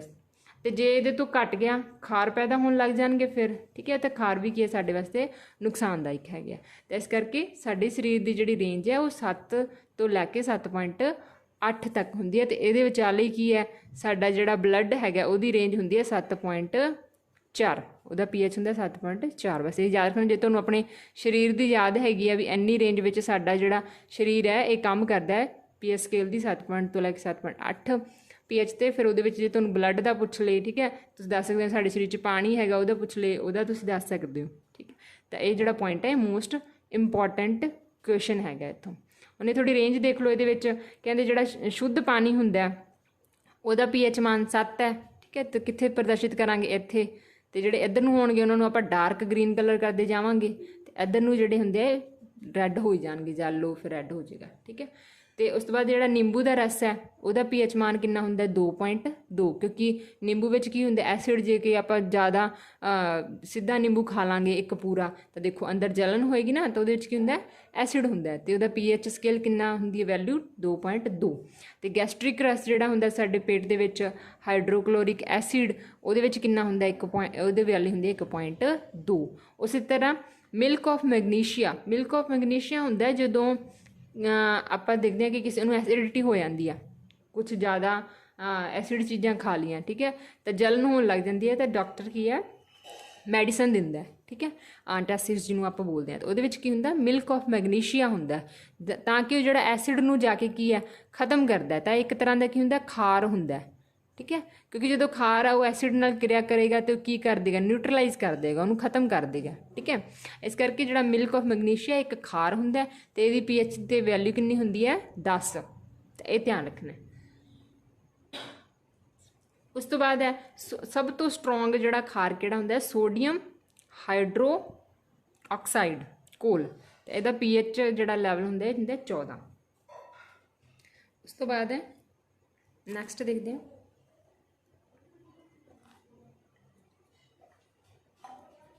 ਇਹ ਕੁਛ ਮੈਂ ਟੇਬਲ ਦੇ ਵਿੱਚ ਤੁਹਾਡੇ ਲਈ ਪੀਐਚ ਮਾਨ ਰੱਖਿਆ, ਤਾਂ ਫਟਾਫਟ ਦੇਖ ਲੈਂਦੇ ਹਾਂ।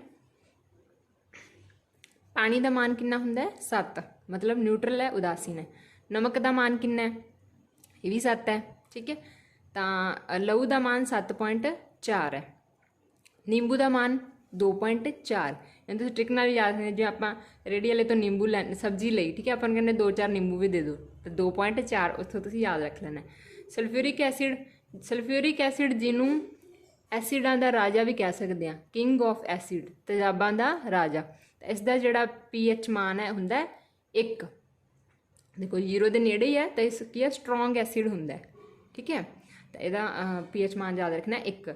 ਦੁੱਧ ਦਾ ਮਾਨ ਕਿੰਨਾ ਹੁੰਦਾ 6.4, ਤਾਂ ਇਹ ਕਾਹਦੇ 'ਚ ਆ ਜਾਏਗਾ, ਇਹ ਵੀ ਇੱਕ ਤਰ੍ਹਾਂ ਦੇ ਤੇਜ਼ਾਬ ਦੇ ਵਿੱਚ ਹੀ ਆ ਜਾਂਦਾ, ਠੀਕ ਹੈ। ਸਿਰਕੇ ਦਾ ਮਾਨ ਕਿੰਨਾ ਹੁੰਦਾ 3।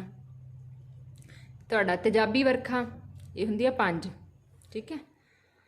ਤੇ ਚਾਹ ਦਾ ਮਾਨ, ਜਿਹੜਾ ਚਾਹ ਜ਼ਿਆਦਾ ਪੀ ਲੇ ਤਾਂ ਉਹਨੂੰ ਵੀ ਤੇਜ਼ਾਬ ਬਣਨ ਲੱਗ ਜਾਂਦਾ, ਤੇ ਇਹਦਾ ਕਿੰਨਾ ਹੁੰਦਾ 5.5। ਇਹਨੂੰ ਕਿਵੇਂ ਯਾਦ ਰੱਖੋਗੇ, ਜਿਵੇਂ ਆਪਾਂ ਚਾਹ ਦਾ ਕੱਪ ਲੈਣਾ ਤਾਂ ਆਪਾਂ ਨੂੰ ਕੀ ਹੈ 5 ਦੇ 2 ਕੁਆਇਨ ਦੇਣੇ ਪੈਣਗੇ, ਠੀਕ ਹੈ। 10 ਦਾ ਕੱਪ ਆਊਗਾ ਤਾਂ ਤੁਸੀਂ ਕਹੋਗੇ 5.5, ਇਹਨੂੰ ਯਾਦ ਰੱਖ ਲੈਣਾ।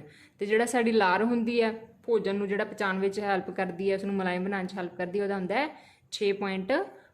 ਤਾਂ ਇਹ ਕੁਛ ਇੰਪੋਰਟੈਂਟ ਮੈਂ ਤੁਹਾਡੇ ਵਾਸਤੇ ਕੱਢਿਆ, ਤਾਂ ਇਹਨਾਂ ਨੂੰ ਦੇਖ ਲੈਣਾ ਇੱਕ ਵਾਰੀ।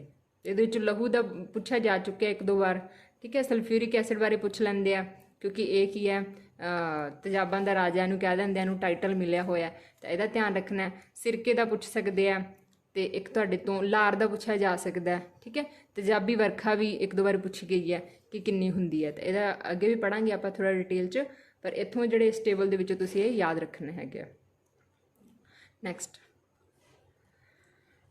ਨੈਕਸਟ ਆਪਣਾ ਤੇਜ਼ਾਬੀ ਵਰਖਾ ਹੀ ਹੈ। ਤੇਜ਼ਾਬੀ ਵਰਖਾ ਕੀ ਹੁੰਦੀ ਹੈ, ਕਹਿੰਦੇ ਜਦੋਂ ਵਰਖਾ ਦੇ ਪਾਣੀ ਦੀ ਪੀਐਚ ਦਾ ਮਾਨ 5.6 ਤੋਂ ਘੱਟ ਜਾਂਦਾ, ਠੀਕ ਹੈ, 5.6 ਤੋਂ ਘੱਟ ਜਾਏਗਾ, ਤਾਂ ਫਿਰ ਉਹ ਕਿਹੜੀ ਵਰਖਾ ਬਣ ਜਾਏਗੀ, ਉਹ ਤੇਜ਼ਾਬੀ ਵਰਖਾ ਬਣ ਜਾਂਦੀ ਹੈ।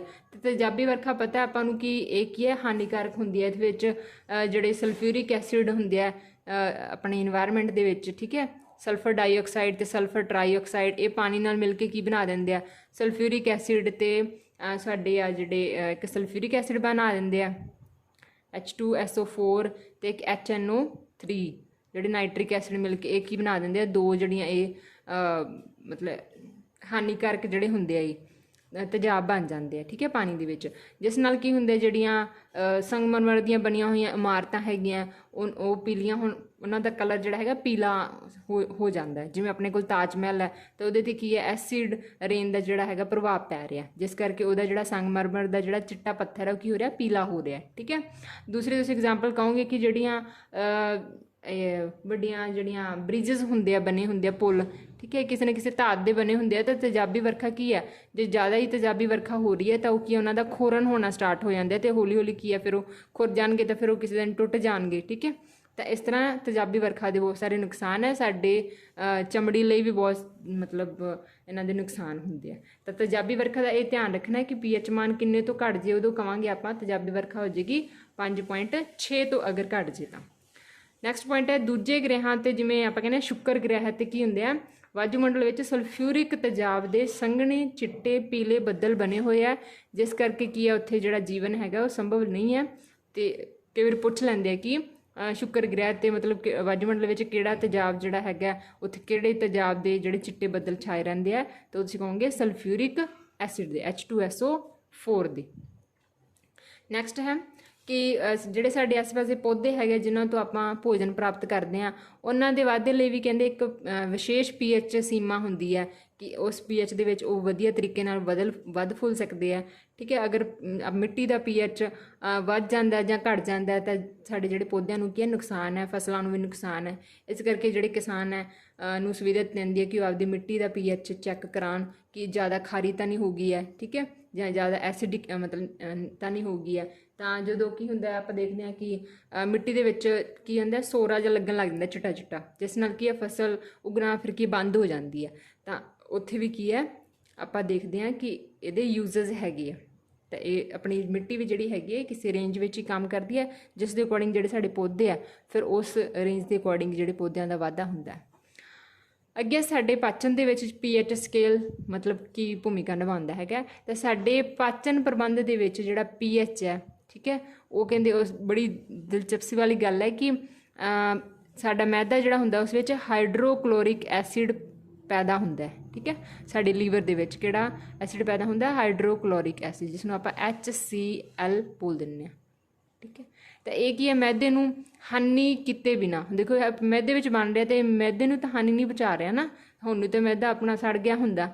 ਠੀਕ ਹੈ, ਤਾਂ ਕਹਿੰਦੇ ਮੈਦੇ ਨੂੰ ਹਾਨੀ ਨਹੀਂ ਪਹੁੰਚਾਉਂਦਾ, ਬਲਕਿ ਇਹ ਕੀ ਹੈ ਸਾਡੇ ਭੋਜਨ ਦੇ ਪਾਚਨ ਵਿੱਚ ਸਹਾਇਤਾ ਕਰਦਾ ਹੈ। ਠੀਕ ਹੈ, ਅਤੇ ਕਈ ਵਾਰੀ ਕਹਿੰਦੇ ਜੇ ਬਦਹਜ਼ਮੀ ਦੀ ਸਥਿਤੀ ਹੋ ਜਾਂਦੀ ਹੈ, ਐਸਿਡਿਟੀ ਬਣ ਜਾਂਦੀ ਹੈ ਕਿ ਤੇਜ਼ਾਬ ਜ਼ਿਆਦਾ ਬਣ ਗਿਆ, ਠੀਕ ਹੈ, ਤਾਂ ਤੇਜ਼ਾਬ ਵਧੇਰੇ ਬਣ ਜਾਂਦਾ ਹੈ, ਜਿਸ ਕਾਰਨ ਕੀ ਸਾਡੇ ਮੈਦੇ ਵਿੱਚ ਦਰਦ ਹੋਣ ਲੱਗ ਜਾਂਦਾ ਅਤੇ ਜਾਂ ਜਲਨ ਮਹਿਸੂਸ ਹੁੰਦੀ ਹੈ। ਠੀਕ ਹੈ, ਤਾਂ ਇਸ ਦਰਦ ਤੋਂ ਛੁਟਕਾਰਾ ਪਾਉਣ ਲਈ ਅਸੀਂ ਜਿਹੜੀ ਮੈਡੀਸਨ ਲੈਂਦੇ ਹੋ ਕੀ ਹੁੰਦੀ ਹੈ ਐਂਟਾਸਿਡਸ ਬੋਲ ਦਿੰਦੇ ਆ ਉਹਨਾਂ ਨੂੰ, ਜਿਹੜੇ ਕੀ ਹੁੰਦੇ ਆ ਖਾਰ ਹੁੰਦਾ। ਠੀਕ ਹੈ, ਅਤੇ ਉਹ ਐਸਿਡ ਨੂੰ ਖਤਮ ਕਰਨ ਵਾਸਤੇ ਆਪਾਂ ਕਾਹਦਾ ਉਪਯੋਗ ਕਰਦੇ ਹਾਂ, ਖਾਰਾਂ ਦਾ ਉਪਯੋਗ ਕਰਦੇ ਹਾਂ, ਕਿਉਂਕਿ ਜਿਹੜੇ ਐਸਿਡ ਹੋਏਗਾ ਅਤੇ ਐਸਿਡ ਕੀ ਜੇ ਖਾਰਾਂ ਨਾਲ ਮਿਕਸ ਹੋਏਗਾ ਤਾਂ ਫਿਰ ਕੀ ਹੈ ਨਿਊਟਰਲਾਈਜ਼ ਹੋ ਜਾਂਦੇ ਆ ਅਤੇ ਲੂਣ ਬਣ ਜਾਂਦੇ ਆ। ਠੀਕ ਹੈ, ਅਤੇ ਫਿਰ ਜਿਹੜੇ ਲੂਣ ਆ ਉਹ ਫਿਰ ਉਸ ਮਤਲਬ ਜਿਹੜੇ ਖਾਰ ਆ ਉਸ ਜਲਨ ਨੂੰ ਕੀ ਹੈ ਖਤਮ ਕਰ ਦਿੰਦੇ ਆ। ਤਾਂ ਇਹ ਵੀ ਪੁੱਛਿਆ ਜਾ ਸਕਦਾ ਕਈ ਵਾਰ ਵੀ ਜਿਹੜੇ ਆਂਟ ਐਸਿਡ ਹੈ ਇਹ ਕਾਹਦੇ ਵਾਸਤੇ ਯੂਜ਼ ਹੁੰਦੇ, ਜਾਂ ਆਂਟ ਐਸਿਡ ਦੇ ਵਿੱਚ ਕੀ ਹੁੰਦਾ ਹੈ।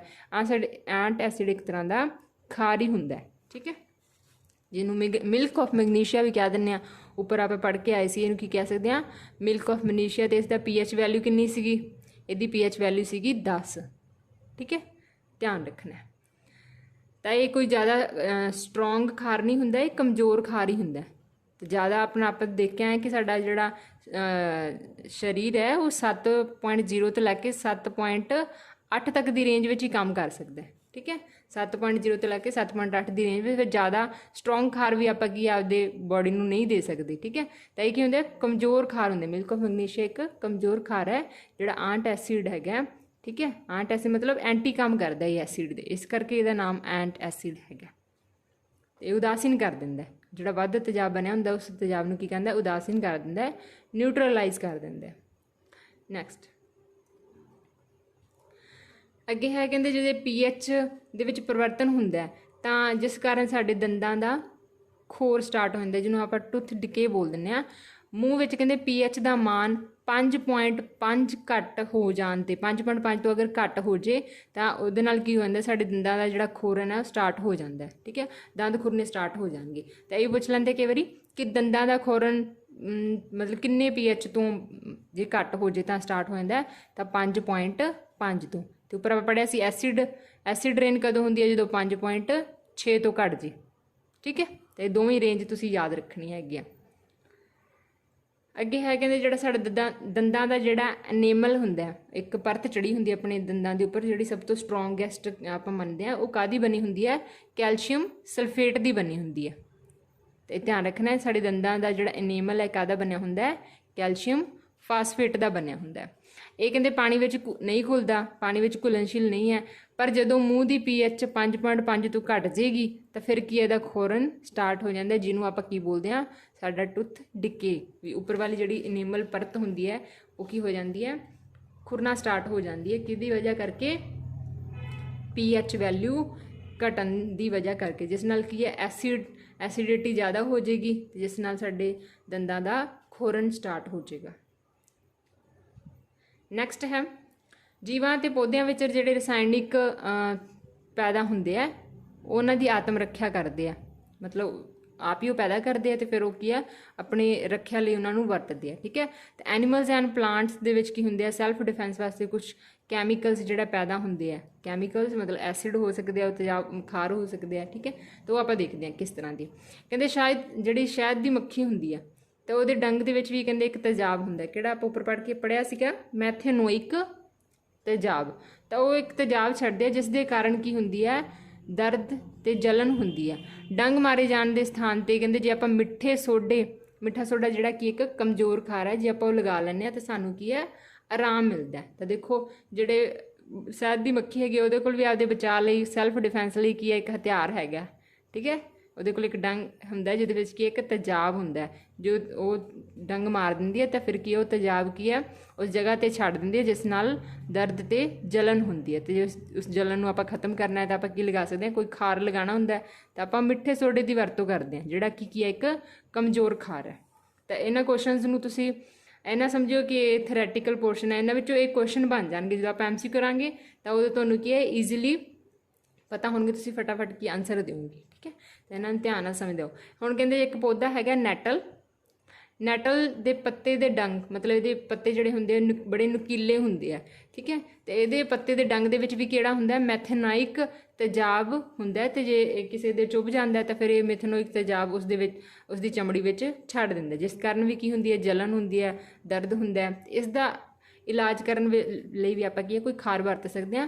ਪਰ ਕਹਿੰਦੇ ਪੁਰਾਣੇ ਸਮਿਆਂ ਦੇ ਵਿੱਚ ਇੱਕ ਪੌਦਾ ਹੁੰਦਾ ਸੀ, ਇਹਦੇ ਨੈਟਲ ਦੇ ਮਤਲਬ ਨੇੜੇ ਤੇੜੇ ਉੱਗ ਜਾਂਦਾ ਸੀਗਾ। ਠੀਕ ਹੈ, ਉਹਦਾ ਨਾਮ ਸੀ ਪਲਾ, ਜਿਹਨੂੰ ਆਪਾਂ ਡੌਕ ਕਹਿ ਸਕਦੇ ਹਾਂ। ਪੌਦੇ ਦੇ ਜੇ ਪੱਤੇ ਕਹਿੰਦੇ ਰਗੜ ਲੈਂਦੇ ਸੀ ਤਾਂ ਇਸ ਨੈਟਲ ਦੇ ਪੱਤੇ ਦੇ ਡੰਗ ਕਰਕੇ ਜਿਹੜਾ ਦਰਦ ਸੀਗਾ ਉਹ ਕੀ ਹੈ ਘੱਟ ਹੋ ਜਾਂਦਾ ਸੀ।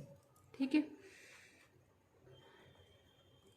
ਤਾਂ ਜੀ ਇਹ ਸੀ ਆਪਣੇ ਅੱਜ ਦਾ ਲੈਕਚਰ ਤੇਜ਼ਾਬਾਂ ਅਤੇ ਖਾਰਾਂ। ਇਸ ਚੈਪਟਰ ਦੇ ਵਿੱਚੋਂ ਕੁਛ ਜਿਹੜੇ ਕੈਮੀਕਲ ਰਿਐਕਸ਼ਨਾਂ ਵਾਲੇ ਕੁਐਸਚਨ ਹੈਗੇ ਆ, ਜਿਵੇਂ ਜਿਹੜੇ ਤੇਜ਼ਾਬ ਹੈ ਉਹ ਧਾਤਾਂ ਨਾਲ ਕਿਰਿਆ ਕਰਕੇ ਕੀ ਬਣਾਉਣਗੇ, ਜਿਹੜਾ ਤੇਜ਼ਾਬ ਹੈ ਉਹ ਖਾਰ ਨਾਲ ਕਿਰਿਆ ਕਰਕੇ ਕੀ ਬਣਾਏਗਾ, ਉਹ ਆਪਾਂ ਨੈਕਸਟ ਕੁਐਸਚਨ ਦੇ ਵਿੱਚ ਡਿਟੇਲ ਨਾਲ ਕਰਾਂਗੇ।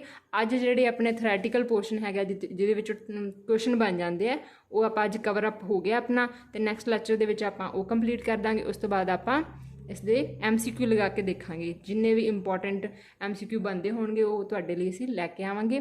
ਅਗਰ ਵੀਡੀਓ ਵਧੀਆ ਲੱਗੀ ਹੋਵੇ ਤਾਂ ਵੀਡੀਓ ਨੂੰ ਲਾਈਕ, ਸ਼ੇਅਰ ਅਤੇ ਚੈਨਲ ਨੂੰ ਸਬਸਕ੍ਰਾਈਬ ਕਰ ਲਿਓ। ਇਸ ਤਰ੍ਹਾਂ ਦੀ ਵੀਡੀਓਜ਼ ਅਸੀਂ ਹੋਰ ਵੀ ਤੁਹਾਡੇ ਲਈ ਲੈ ਕੇ ਆਉਂਦੇ ਰਵਾਂਗੇ। ਧੰਨਵਾਦ।